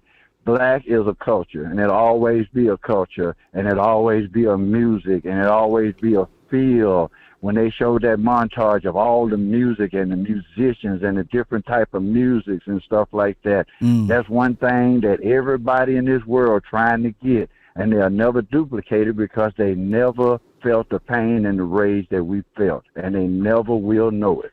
Yeah, we know it. Oh yeah, we feel it. We came down, and we feel it. So I didn't want to go all philosophical and stuff. I just wanted to talk to you because I know you're from Mississippi, and I know you're a kindred spirit in that. You hear what I'm saying? Yeah. And it's so crazy, man, that, like I said, all those stories just came to life for me. You know what I mean? This is something that me and people that's close to us sit down and talk about, you know, and I'm really glad that Kugler put that in that film. And one more thing, the Indians, they was off the hook, man. They're like, hey, man, he ain't right. We come to get him. Okay, we can't get him. Adios. Adios. They got him. They went back to Baton, Mississippi. Yeah. They rode them horses back to Batesville. They said, man, we tried to get him. We tried to tell you, you know. Yo. Get on up out of here. Right, man. Look, no doubt, man. Appreciate you, man. Let me hear you say it. Man. It's been great talking to you. How about them Cowboys? Oh, wow. Come on with it. All right. Yes, indeed. Somebody fixated now. Yes, indeed. There's a part in Natchez, Mississippi called the Devil's Punch Bowl. It was a legitimate concentration camp. And what happened is that those that were freed when it was time to release said prisoners of not war, but of slavery and all of this stuff, these guys, these individuals were still skilled in knowing the terrain, knowing the land, and a whole bunch of other stuff. So what happened was they killed a lot of people, melanated people, and they would throw them down into this punch bowl, right? It's like a big cliff. And for years, they was doing it for years and years and years and years. And that's where a lot of people were getting murdered and lynched and all of this stuff in Natchez, Mississippi. Natchez was once the capital of Mississippi, by the way, for those who don't know. It was a slave port location, whereas the price of cotton was just so crazy. And I know a lot of people say, how do we get to this topic? But I'm going somewhere. There's fruit that grows, and I'm talking about sinners. If they did a movie, they need to do a part 2 or a different movie over there at Natchez, Mississippi, whereas there's to this day fruit that grows out of the Devil's Punch Bowl that's very sweet, it smells very pleasant, but nobody eats of that fruit and nobody wanders around in that area at night called the Devil's Punch Bowl. You can look it up, and because of the spirits, and you can feel like an aura. But there are certain times of nights that you can hear howling, noise, and stuff like that. And guess what we do? Because we from that area. Hey, tourist people come out there. Oh yeah, we gotta go by. We're gonna stay at the Dunleavy Plantation, and we're gonna go down there to a trip to the Devil's Punch Bowl. Yeah. You don't want to do that. You don't want to do that, ladies and gentlemen. I'm just letting y'all know. So if you ever in my home state and you go down to my city, Natchez, Mississippi, you ask about, you don't go down that way. Come on with it. Yeah, the devil lettuce is better. Come on with it. Yes. I wonder if some of that devil lettuce start growing over there, people like, hey, man, I'm finna go blaze up on some of these ancestor stuff, man. Let me see what this is gonna do to me. But it's very fertilized, enriched, and in tune with a lot of good stuff over that area. They don't cut the trees over there. They don't pick the fruit over there because it's very much so hunted. I got my guy from the 601. Speaking of Mississippi, man, 601 in the building. Talk to me, man. Law. What's good? What's up, man? But not much, man. Hey, yeah, I'm from Mississippi. I know what you're talking about. Yeah. The Punch Bowl. Yeah. The Devil's Punch Bowl.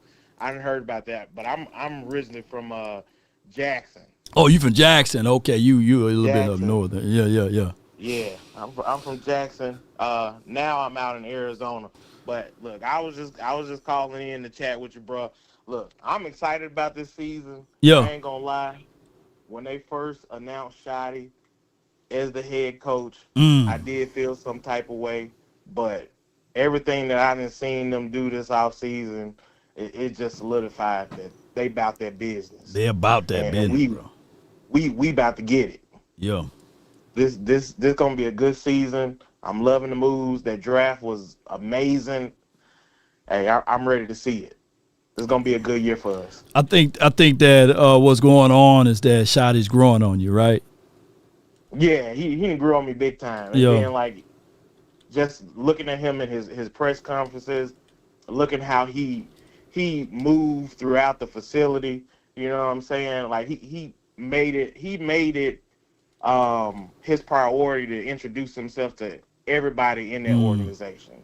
Hey, this is who I am, head coach of Dallas Cowboys. And he put himself out there like, look, you can depend on me.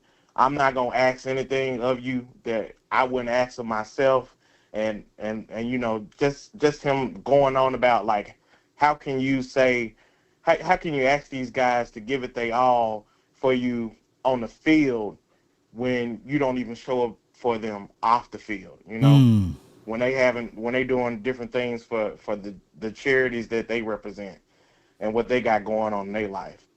So just that right there, that's big. It is, bro. And I'm liking what I'm seeing. No doubt, man. It's gonna be a good year. It's gonna be one, man. I can't wait. I can't wait for it all to come to like week 1, week 2, week 3, and then we're seeing the ups and downs. And that what makes this team the team. Is having a little turbulence here and there. But then we get a chance to see what Shotty looks like after a loss, right? And then we get to see what he looks like after a win and victories and things of that nature. So I can't wait to see the fullness of it. And I hope that this team can get things going in the best way possible, bro. I appreciate you for calling in. Oh, yeah.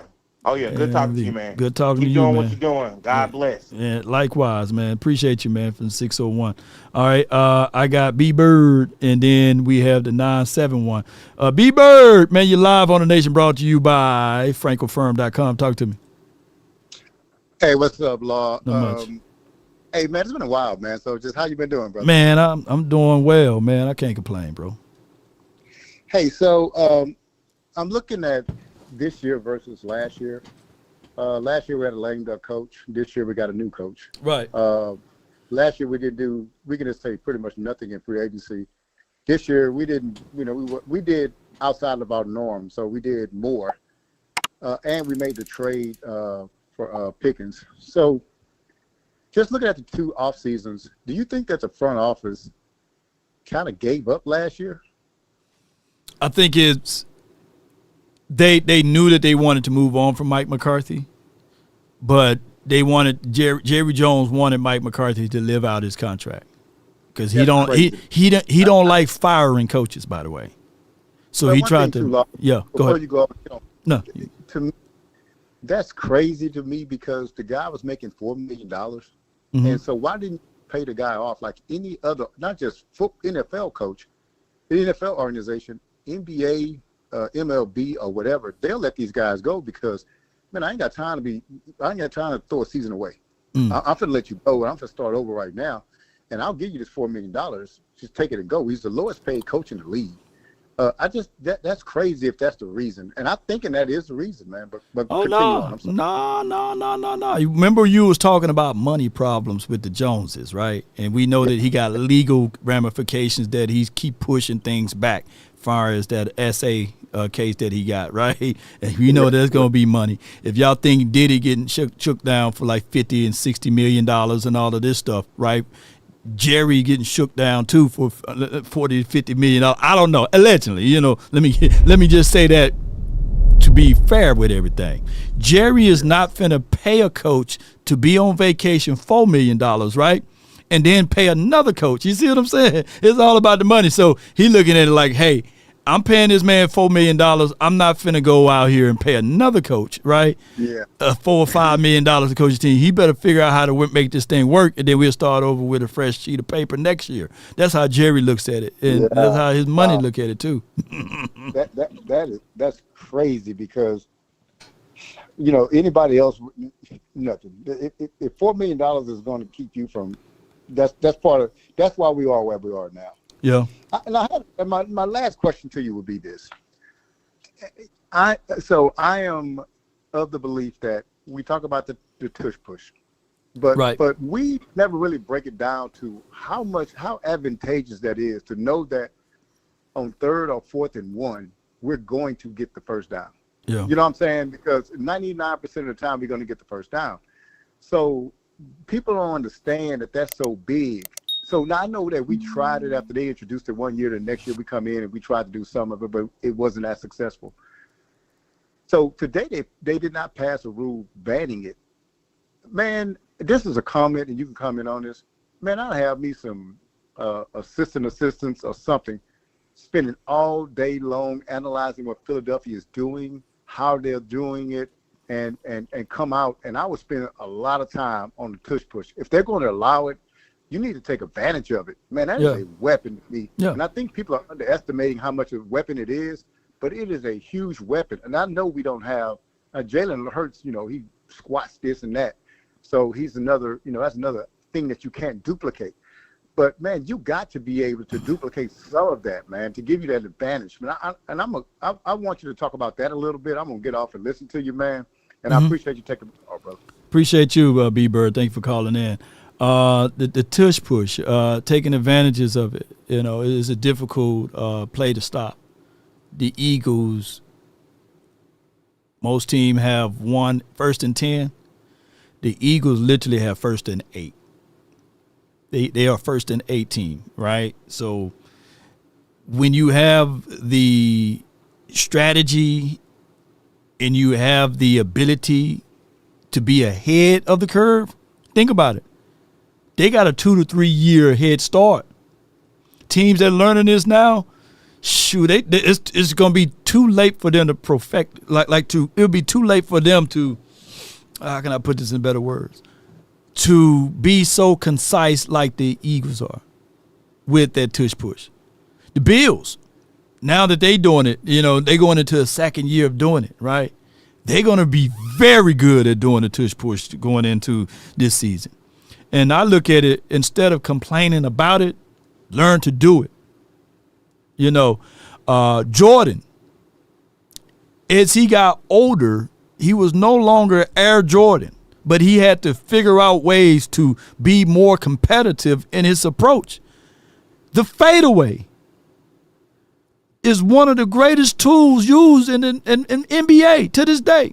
But Jordan figured out the way to be so concise with his fadeaway game. Even taught Tony Kukoc, however you say that man's name, how to do it, right? We've seen other guys, instead of complaining about it, like, man, I can't block his shot. The man faded away on me, man. Man, fade away on me. And, man, God, dog, I can't even stop it, you know. So many people, instead of complaining about it, learn how to do it. There's people right now that said, man, like when Allen Iverson, I knew Allen Iverson was going to be cold-blooded when he crossed Jordan. Yeah.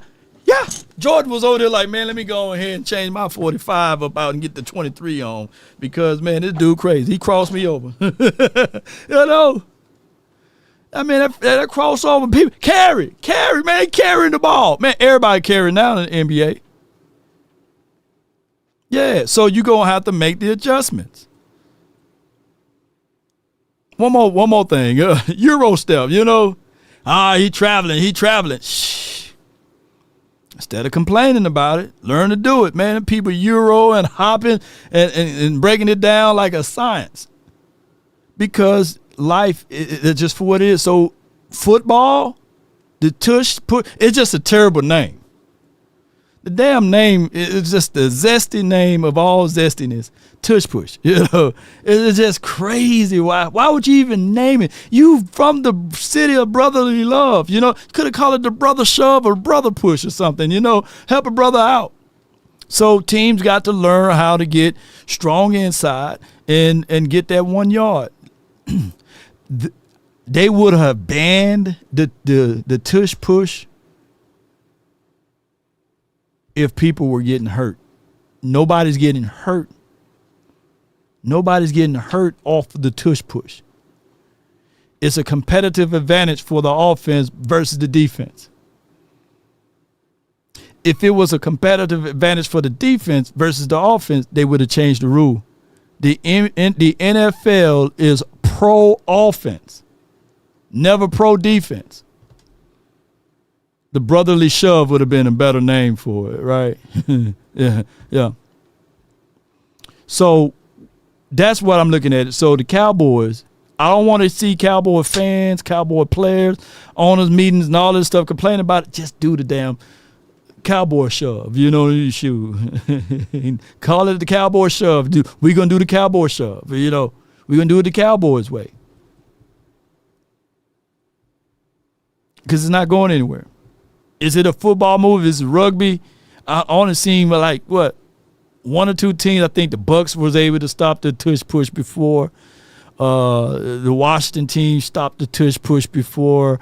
I believe Frankie Louvu or somebody, he came in and just kapow, broke it all up. So the glory hole push, Jerry, you will be doing the glory push, you know. But there's ways that you're just going to have to figure out ways to do the same thing.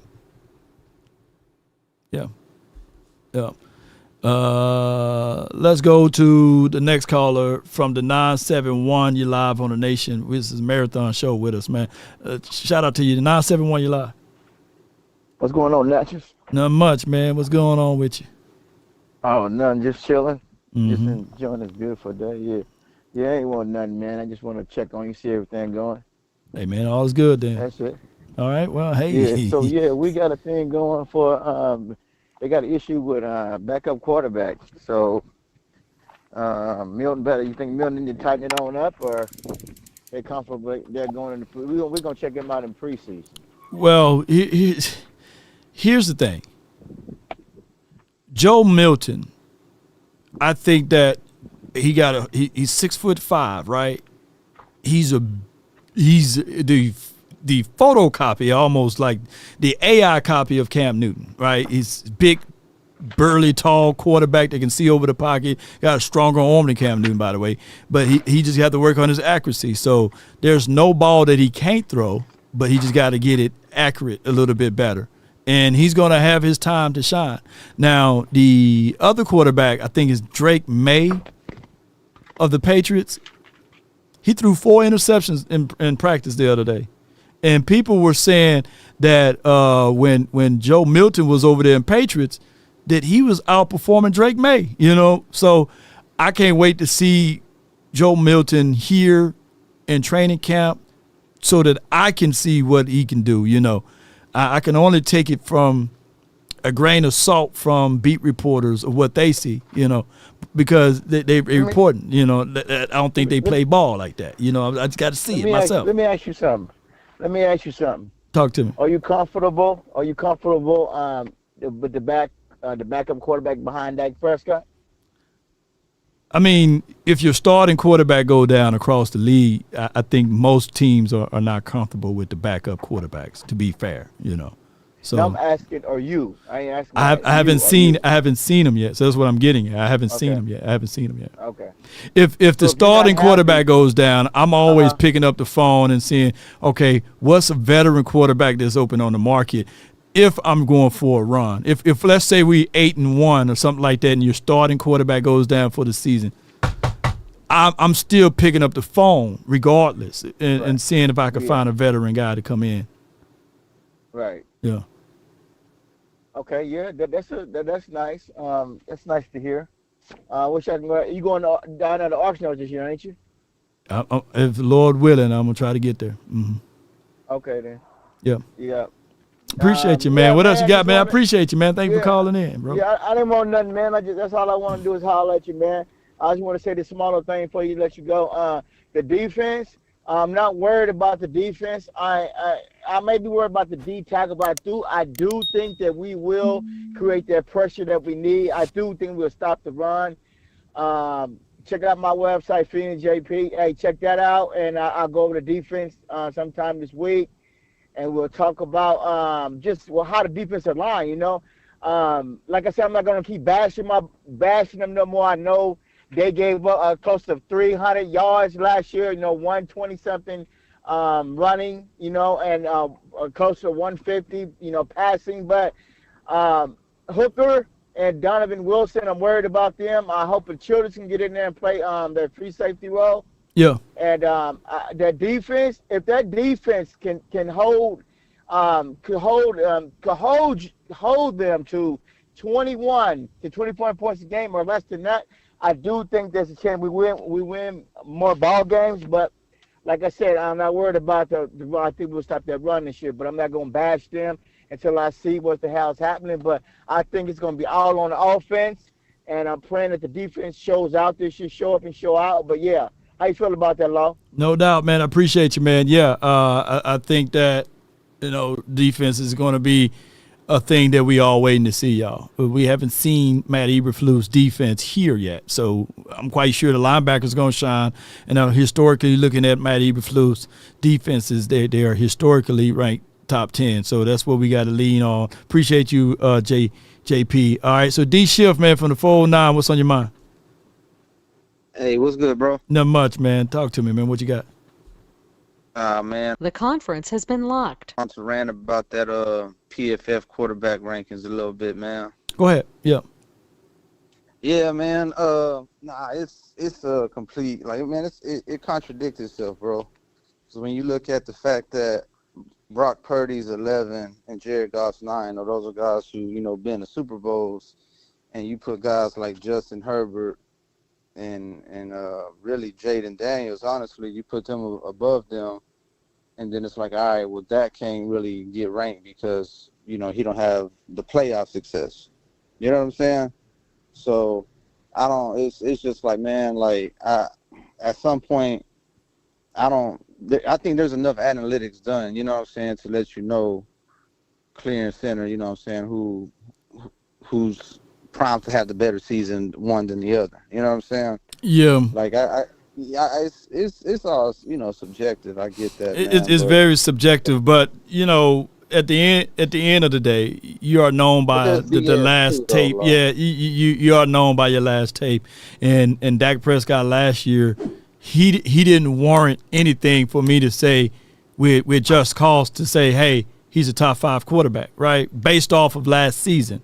So what I do like about the PFF ranking him at 17 is that it's only up from here, right? So, and he knows it, and I just want people to know that it is better to be considered, middle of the pack Dak right now, to hit everybody by surprise in the middle of the season and be like, damn, that Dak Prescott, he's definitively is going to be comeback player of the year.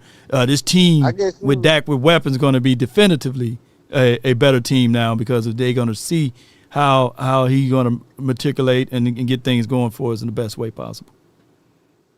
Yeah, I guess you just kind of, call it like who did better in 2024 type stuff. You know what I'm saying? Right, just to call it going forward 2025, these going to be you telling me that Dak Prescott healthy with a better team is going to look like the 17th best quarterback in the league. You know, that's just crazy to me. Kyler Murray, Trevor Lawrence, you know what I'm saying? Baker Mayfield. Like, come on, dog. Like, Baker Mayfield's had, like, one good year. Yeah. You know what I'm saying? And then so you look at, all right, well, Tampa Bay had success last year. Baker Mayfield was a quarterback. Okay, well, let's call him a good quarterback. You know what I mean? And I get, like, some guys have talent. They get drafted at a certain position. But, like, you know, you think of Baker Mayfield, you still feel like maybe he's a young quarterback, but he was drafted in 2018. Yeah. Yeah, he is long in the tooth. Yeah, he getting there. Yeah, he got just as much of a portfolio as that. And so when you put the portfolios together, you put together, like, just common sense on what the situations for these guys were or whatever. I think you can, I don't know, though, like, not 17, though. I know. Where would you want Dak Prescott at, Dan? All right, man. Like, he better than Trevor Lawrence. He better than Kyler Murray. Mm-hmm. He's. I mean, if you put in C.J. Stroud at 14, I'm gonna have to jump him over Baker Mayfield. Like, if you feel like C.J. Stroud's worse than Baker Mayfield, I can't do nothing for C.J. Stroud. So I'm gonna jump him above them two. I'm gonna jump him above Jordan Love because Jordan Love, off of 2023, he had a good season. 2024. Not so much. In 2023, they just caught fire, and the team as a whole, you know what I'm saying? And, like, the Cowboys breakdown, that was big for them. But, like, he's kind of getting boosted for beating the Cowboys. Like, you can't be a quarterback just off that one Cowboys win, and everything else about you says, like, you still got work to do. You know what I'm saying? So you putting Brock Purdy behind Geno Smith, can't do nothing for Brock Purdy, so I'm going to jump above Geno Smith. I'm about to jump above Jared Goff and Justin Herbert. You know what I'm saying? So I can argue Matthew Stafford and Jaden Daniels against that. I can even maybe argue with Jalen, but Jalen got the Super Bowl ring, and it's fresh off the Super Bowl. Fresh off of so it. So I have to at minimum put him 6. At 6. I gotta argue for that 6th spot with Jaden Daniels and Matthew Stafford. Yeah, but so the deal is with Dak is that your argument will be valid only if he stay healthy this season, right? And he's gonna be as advertised. But for right now, by him, you know, looking the way he looked last year, coming off of that injury, right before that injury, it's just not a pleasantry. He only played a spoonful of games and had 8 interceptions, right? 11 touchdowns, 1,978 yards. So, I mean, it's kind of hard, man, to put Dak in that top 5 or that top 10 category. But, you know, he got as a Cowboy fan, and I'm a big fan of Dak Prescott. It's a show and tell. It's going to have to be a prove it to not just him, but to the league that hey, I'm coming, y'all. I'm coming for next, man, and I'm getting there. This contract is crucial for Dak because this is going to determine just his life as a Cowboy quarterback going forward. You know what I'm saying? Yeah. So I get the positions he's in. I'm just arguing that if I'm looking at Jaden Daniels going to the NFC Championship, getting beat by the Eagles like bad, and they beat the Lions off of 4 or 5 turnovers they got off them. Yeah. You know what I'm saying? And then I'm looking at Matthew Stafford, like his arm is weak now. It's like it's hanging on by a thread. You know what I'm saying? Yep. Like, you can look at Matthew Stafford play, and it's like he's not that same talented guy anymore. Like, arm, you know what I'm saying? Arm talent. Yeah. I mean, arm talent is just like speed to a receiver. Like, yeah, you like to have it, but like the fastest guy doesn't always equate to the best receiver. Just like the guy with the most arm talent. So you look at Stafford and Justin Herbert, those type of guys. So I don't know, bro. I say that should be at least 6. You know what I'm saying? But I get the season they had, the success, lack of. Like, I can see how it got pushed down. But 17 is crazy, bro. No doubt, man. I appreciate you calling in, bro. Good call from you. Yeah. Yes, sir. That's D Shift, man. PFF and all of those rankings, man. I mean, if Dak was considered like number 5 on that list, it get talked about, right? If he's number 17, he's gonna get talked about. So, regardless of it, it doesn't mean that he is the 17th quarterback, or even if he's on that list, he's the 5th quarterback, right? But when healthy, he's a top 5 quarterback when healthy, and the numbers and the stats will show that. And I don't want y'all to get all hung up on quarterback rankings and stuff like that. You know, Troy Aikman, when he was the quarterback for the Cowboys, he didn't get his flowers as much until after he was gone, right? But people were always talking about Steve Young, Jim Kelly, John Elway, Brett Favre, all of these guys, Dan Marino, all of these guys ahead of Troy Aikman, right? But at the end of the day, even when he did win, people took that away because he had Emmett, he had Michael Irvin, he had Alvin Harper, he had the great Wall of Dallas. I like being in those damn shoes. I like that argument. Shoot. Overlook my quarterback while we winning championships, right? I don't need for, like, the days of, like, Dak, he got to be the number 1 quarterback or top 4, top 3 quarterback in the league. I don't want that. I don't want that for Dak. I don't need that for Dak. Dak just need to be on a team whereas the team is successful, right? I need Lamb to do his thing. I need Pickens. I need Ferg to do his thing. I need Jadon Blue and if Javonte Williams, if he can do it, then I need for him to do it, right? And then Dak will be able to get his flowers after he's gone, right? When if all it takes is 1 ring, right? And that's the argument that a lot of Eagle fans are going to run home to. Is because they can use the straw man argument that, hey, Jalen Hurts is better than Josh Allen. Jalen Hurts is better than Lamar Jackson. Jalen Hurts better than Dak. They can use that argument. Well, name me the stats for the Super Bowl. You know what I'm saying? They can use that. Until Dak Prescott get to the Super Bowl or the team gets him to the Super Bowl and win it, boy, don't y'all know that put him in a whole different stratosphere. But we need the team. And like I said, John Elway, he didn't win it until he had yellow teeth. You know what I'm saying? Shoot, he got dog walked by Doug Williams. And nobody gave Doug Williams and that team flowers, right? For beating the brakes off of the greatest arm, the greatest quarterback God created, right? Shoot, John Elway. But it is for what it is. I got the 682, then I got the 202. 682, you're live on the nation. Brought to you by FrankelFirm.com. Talk to me. Hey, Law, how you doing today, brother? I'm doing great, man. Doing great. That's good. That's good. Like, me, what I'm thinking about as far as, like, Dak, man, it's hard, bro, because it's like, we seen him at his best. And we've also seen him at his lows. Right. And it makes me feel like, as far as us getting a ring, I don't believe in it. Like, I don't think we can. Now look, I'm a Cowboy fan, right? Like, I'm not a pessimistic, right? Right. But I call it the way I see it. And the way I see it is, I think he's gonna have a great statistical year this year, but when it comes to the playoffs, I think that's when his PFF ranking at 17. That's when that makes sense to me. What you think? At 17, like for argument's sake. For argument's sake. For argument's sake, like Trevor Lawrence didn't do a dog thing in the postseason, right? He's still looking. We still look. Law, where you at? You know what I'm saying? Justin Herbert, he didn't do anything in the postseason for what I can remember. And Kyler Murray didn't do anything in the postseason. So when we start measuring like the quarterbacks individually for what they do in the postseason, I get it, right? And we know for sure that when we also start measuring money to a degree, like for example, you know, these guys that I just mentioned, they all getting paid $250 million. You know, they all are rich and wealthy. That's the price of doing business.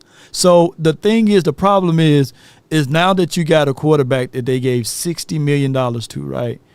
people tend to look at the money and don't look at the surrounding parts, and that's a problem with the NFL. I think that Dak Prescott, if you go into the postseason and go on a magical run, then we can't really use that against him. But some teams do get carried in the postseason. Mark Sanchez is not better than Dak Prescott, but Mark Sanchez been to the AFC Championship game because of his team, not because of him. I agree. And I guess, I'm just waiting for one of those Joe Flacco moments, in the playoffs where he go on that run, and he just have a great run in the playoffs, you know what I mean? And honestly, I'm not even looking for a Super Bowl. I just want us to advance, like just advance at least. You know what I mean? Get outside, get at least to the conference championship game.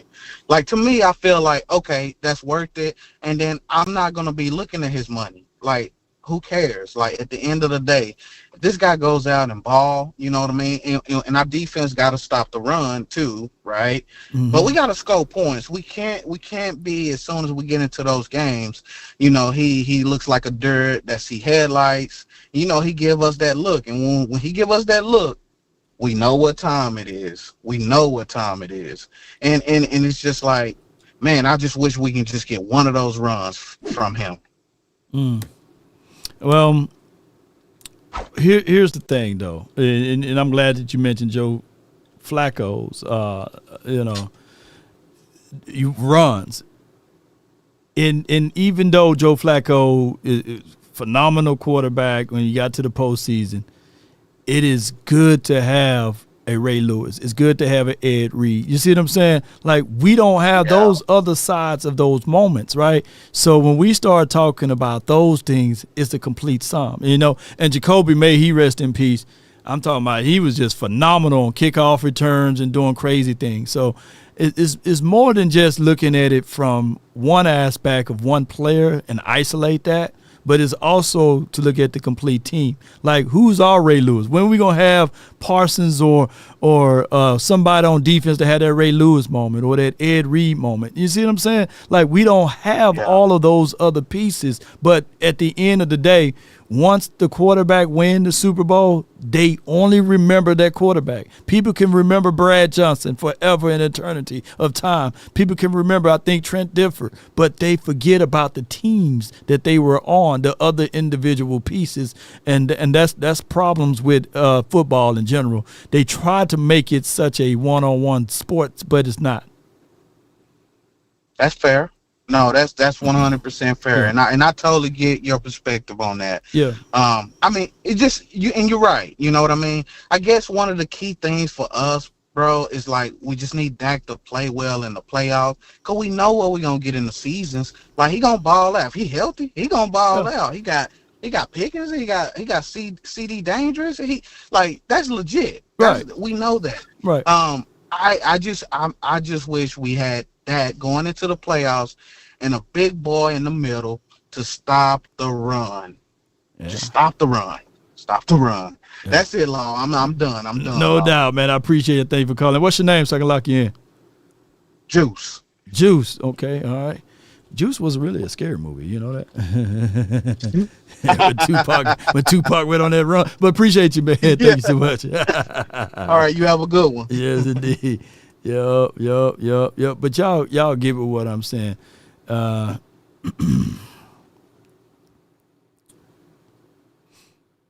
30 years from now, people gonna always remember the quarterbacks that won the Super Bowl, not the teams.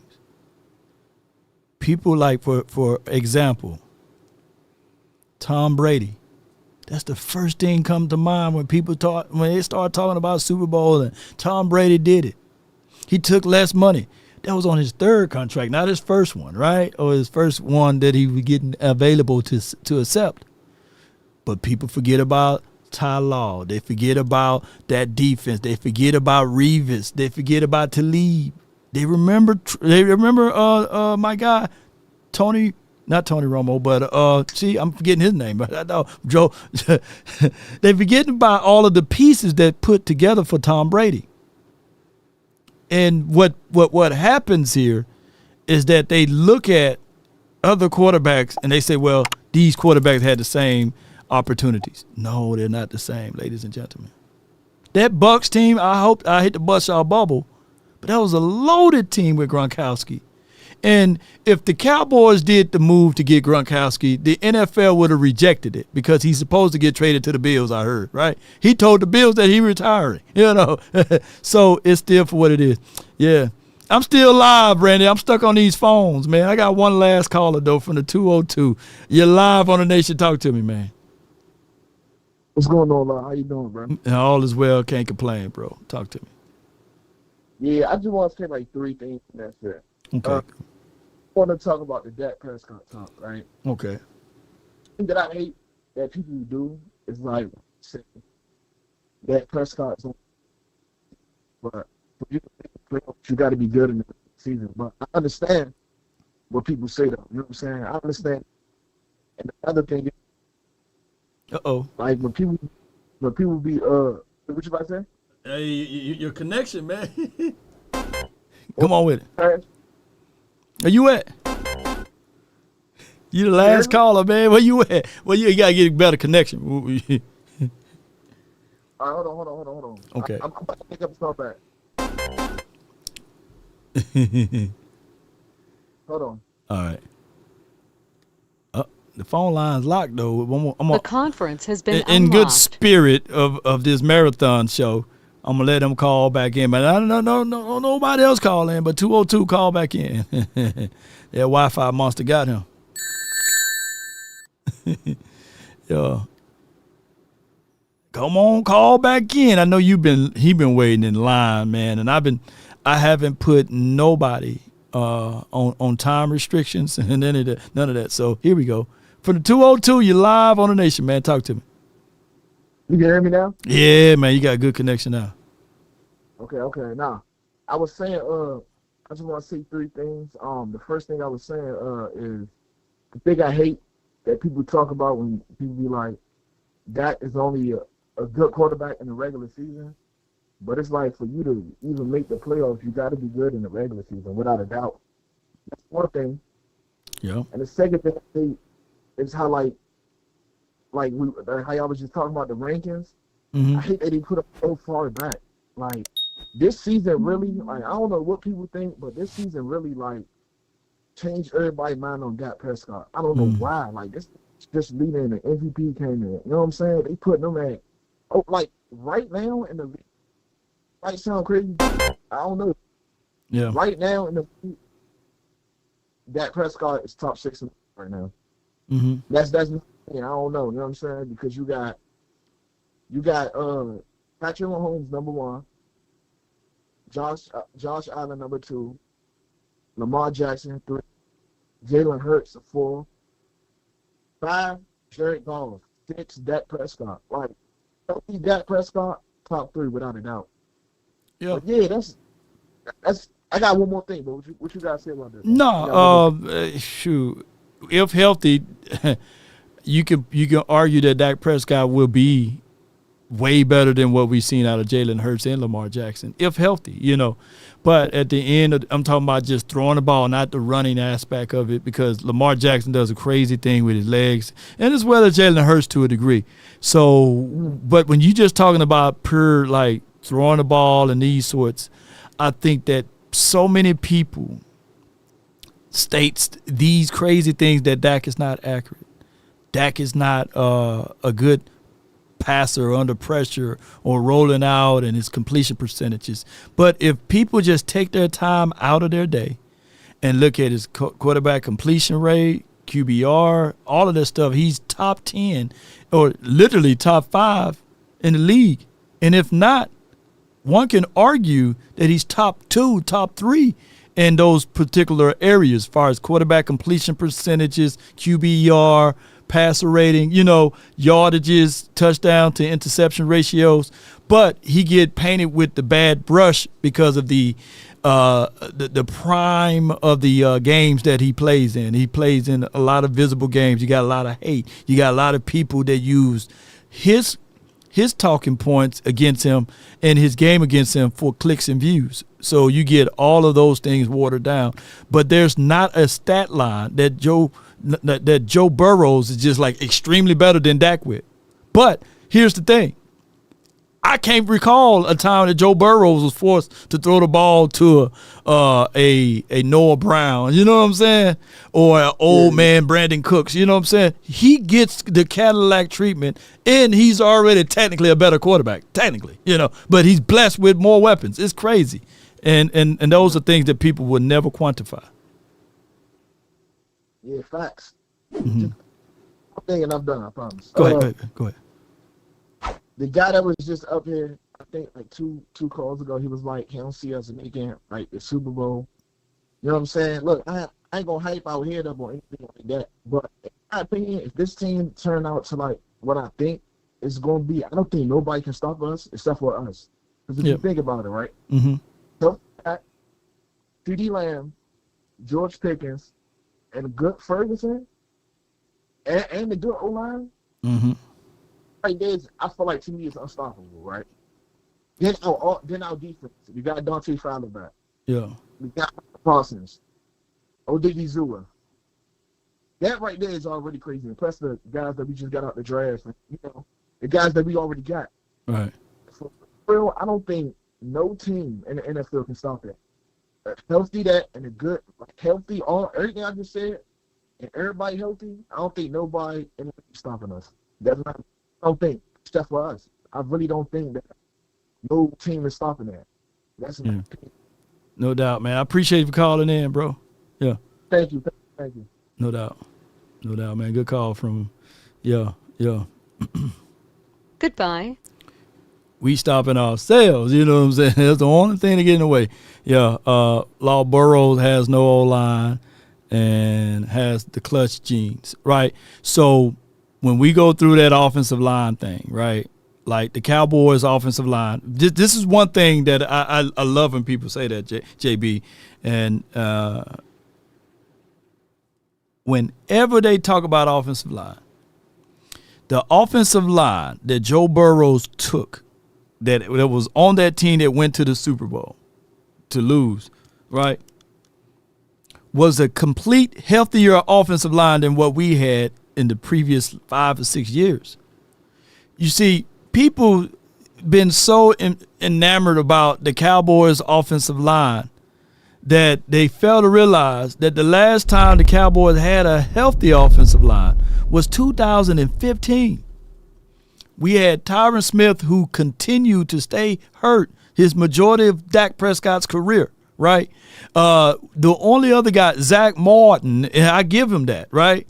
But my guy, Travis Frederick, he done got the Gillsbury something disease, and he's my size now. You know what I'm saying?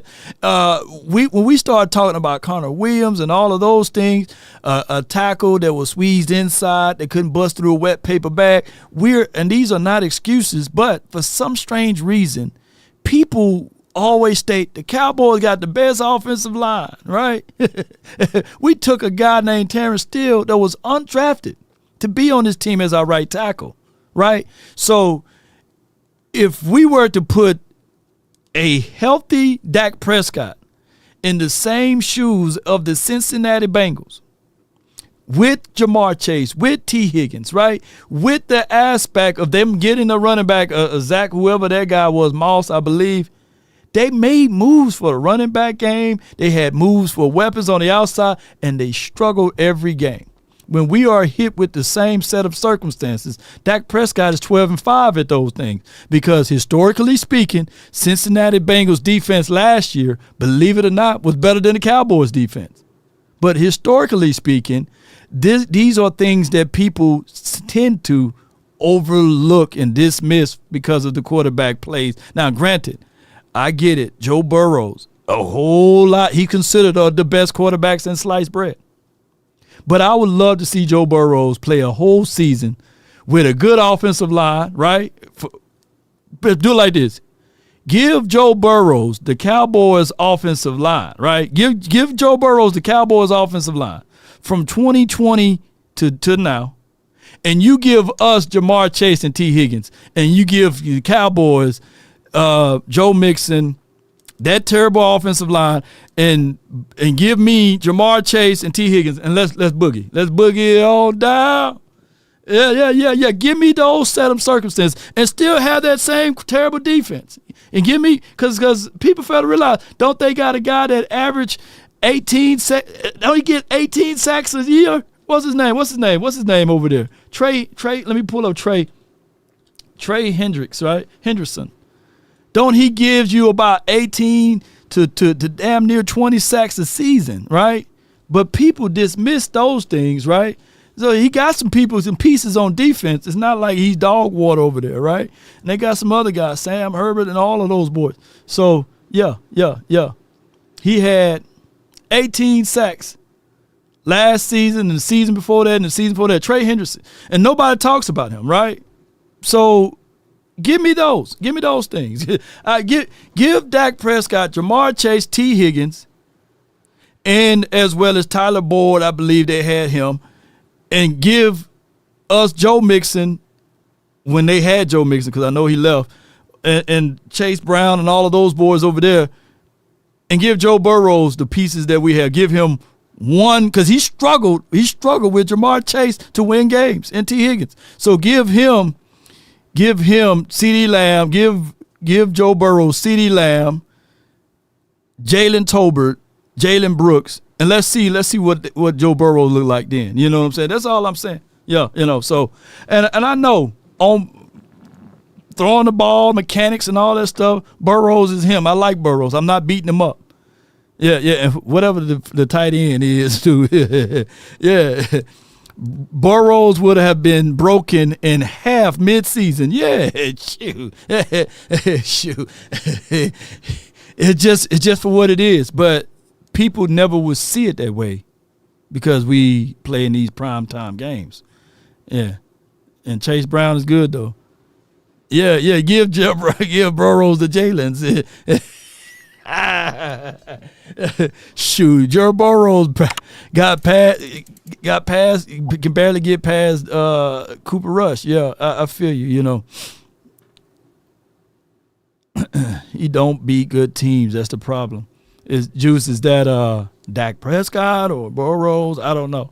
But at the end of the day, both quarterbacks are good, but it's just the way that people overlook and underlook certain things, But it is for what it is, Cowboy Nation. And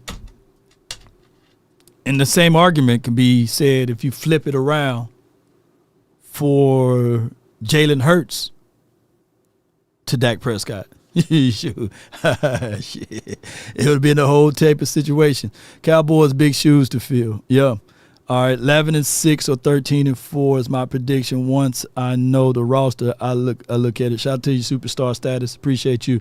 All right, Cowboy Nation, this has been a long marathon show. I appreciate y'all. I love y'all to the moon and back. Some people was at work, got off of work, took a nap, got back up, and woke up and said, "Damn, Law, you still alive?" Yeah, some people say like, "Damn, Law, when do you get off this phone, man, or when you get off of this live stream?" But regardless of it, this is what we do, Cowboy Nation. Appreciate you for the coins. AJ Williams, appreciate you for the 99 for your mind. I appreciate you, JB. I thank you, man. You've been helping the channel out, support the channel. And would we be a better team if Joe Burrows was our quarterback? I don't know. I don't think that we would be satisfied going to the Super Bowl to ultimately lose. Right? I think we'll still be scrutinized and we'll still be spit upon and talked about. The quarterback that can't get us over the hump, even if we had a Jamar Chase, a T. Higgins, a running game, right? A guy on defense still giving you 18 sacks a season. The objective approach of it all is that football is not a one-man sport. One man can make an impact and change the differences, but it takes more than just that. What's up, Law? This Max team. A. Millie, $10. Max a Millie. What's up, Law? This team getting over the hump. This team getting over the hump. I hope so. And shout out to Hoodie Kush. I see him in the chat. Dak Nation, baby, laughing out loud. Appreciate you. Jason Barnes says, I think Burrows with the Cowboys make it to the NFC champ.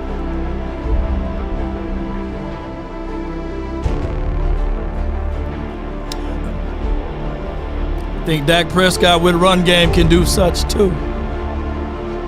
And good defense. And more than just a CD Lamb of him throwing the ball to. Right. And to be fair to everything,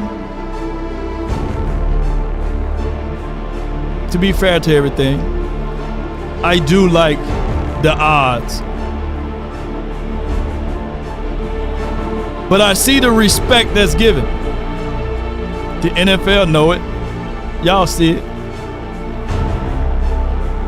They ranked Dak Prescott number 2 in quarterback duos. Only one person ahead of him is Joe Burrows and company.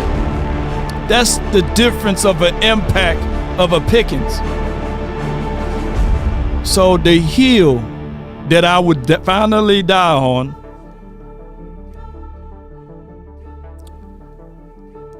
is this hill right here. Even if the Cowboys have the 32nd ranked defense, if 4 is healthy the complete season, even if he had the Cincinnati Bengals offensive line, I can guarantee you, just like my guy Blue Magic. Blue Magic, that's a brand name. I stand behind it. I guarantee it. About is when you chop my dope down for 1, 2, 3, 4, 5%. I can guarantee you we going to the postseason. I can guarantee you. But with Burrows, and he have all of those tools, and he complete the season healthy, it's a shame that he still can't make it to the postseason. The postseason. That's a healthy quarterback. But hey, I guarantee you that if the quarterback 4 is healthy the complete season, we go into the postseason. But that's not the end game. I want us to do more than just going to the postseason. I want us to make an impact that can change the league. And that is take the attention away from 4 and put the attention on this team. There will be games that we need to win with run game. There will be games that we need to win with defense. There will be games that we need to win with coaching strategy, time management, time of possession. There will be games that this is going to be a hard fight. We got 6 games this season with teams that's winning more than 12 or more games, I believe. The only team in franchise, the only team in history. So we got to be able to stand tall or not at all. Not just with 4. I know for sure if you put everything and put all of the chips on 4, newsflash, you won't win. You won't win with 4. But if you have other people that's around you, other peoples that can be able to stand within the times with you, you can win. Even the Messiah had disciples, right? He wasn't in this by himself, but he took the weight of the world for everyone. But even at the cross, and even through the pain, the trials and tribulations, his mom was right there. So you still need somebody with you. It don't matter how powerful you are or how powerful you may be perceived. You can't do it by yourself. That's the thing. And then in this sport, so many people look at it only as 4. No, you need to have someone with you. But write this down. Mama said there'll be days just like this. But it's also conditioning your mind to it, Cowboy Nation. This is what Les Brown said about the things that you want and how bad do you want it. If you want a thing bad enough to go out there and fight for it, to work day and night for it, to give up your time and your peace and your sleep, if all of your desires of it makes you quite mad that you don't get tired and it makes you hold everything tawdry and cheap, if life itself seems empty and useless without it, and all that you scheme and dream is about it, if you will gladly go out there and sweat for it, fret for it, or plan for it, or lose all terror of your mind, if you would simply, just simply go after the things you want with all of your capacity, strength, and sagacity, and the AI let it speak for me. Thank you for your prayers. Come on with it. Room. Mom's is still in the hospital, but no longer in ICU. Come on, look She's at in God. her own room. Thank you everyone for folded hands, dark skin tone. Yes, indeed. The dark skin tone is always funny. But yeah, prayers are received through the determinations of us, predicated upon us continue to pray. And I thank you, and I'm glad that she is still able to move around and get things going and no longer in ICU. I love it. But speaking of ICU, if dogged and grim and besieged and beset with the help of Almighty Cowboy Nation and everyone that's listening, you will get it. That's been my time. I really thank you all for yours. And remember,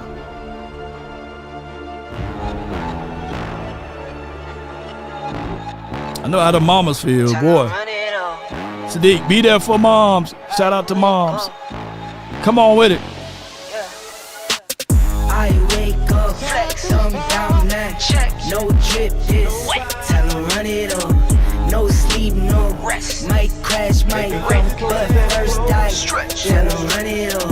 I wake up, thumb down now, check, no drip this, tell them run it up, no sleep, no rest, might crash, might wreck, but first die, tell them run it up. 9 out of 10 roll through my hands, I'm by my lonely. Turned to a savage, now my baby wants to hold me. I love my fans, don't need no friends, I got my homies. Thought I could trust you, I find out you tried to zone me. I'm number 1 up on that court, I'll make me gritty. The first one in, the last one out, can't call me lazy. Put in my hours, send the invoice and they pay me. I need 6 rings like MJ and Tom Brady. I wake up, flex, thumb down now, check, no drip this, tell them run it up. No sleep, no rest, might crash, might wreck, but first die, tell them run it up. I wake up, flex, thumb down now, check, no drip this, tell them run it up. No sleep, no rest, might crash, might wreck, but first die, tell them run it up. Y'all gon' make me take that trip way out to Europe. I call up Nigeria, come through in a hurry. Those London boys don't come to play, you should get worried. One false move, find yourself, they getting buried. Come on. Dance with the devil, used to love playing those games. Made some bad decisions that brought my mama pain. I made a promise to her, swore that I would change. I'm on the come up, bet I live up to my name. Come on with it. I wake up, law, gotta run it up. No sleep, no rest, might crash, might wreck, but first die, tell them run it up. I wake up, thumb down now, check, no drip this, tell them run it up. No sleep, no rest, might crash, might wreck, but first die, tell them run it up. Fertilize your brain. That boy said, let me crack your cranium. All right, until next time, Cowboy Nation. Let's get on up out of here. Let's slow it down just a little bit. Hey. And we understand the cost. Slap all the haters. Slap your neighbor. If he's a hater. Or if she's a hater. Slap the mailman for dropping that mail off too late. Yup.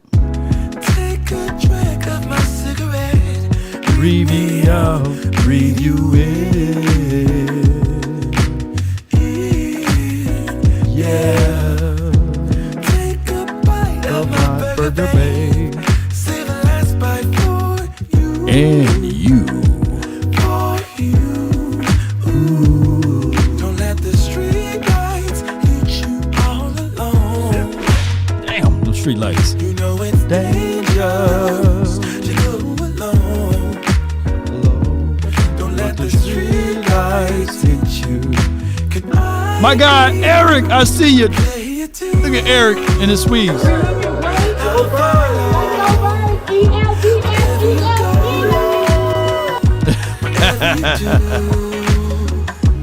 Player 2.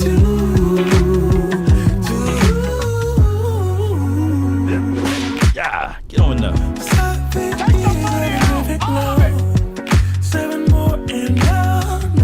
It's an evil world we live in.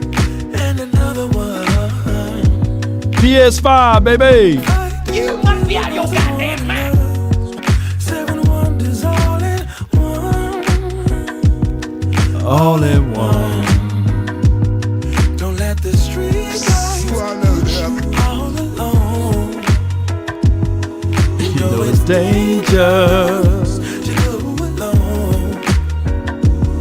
Don't let the street lights hit you. Can I be your player 2? I follow. Blue Magic. That's a brand new. I stand behind it. I guarantee it. About is when you chop my dough down 1, 2, 3, 4, 5%, and then you call it Blue Magic. If a paper crane can fly, then forever doesn't feel that far. So far, so far. If a paper crane can fly, then forever doesn't feel that far. Until next time. So far, so far. If you haven't hit that like button Shame. or shared this content, Shame. Fly on.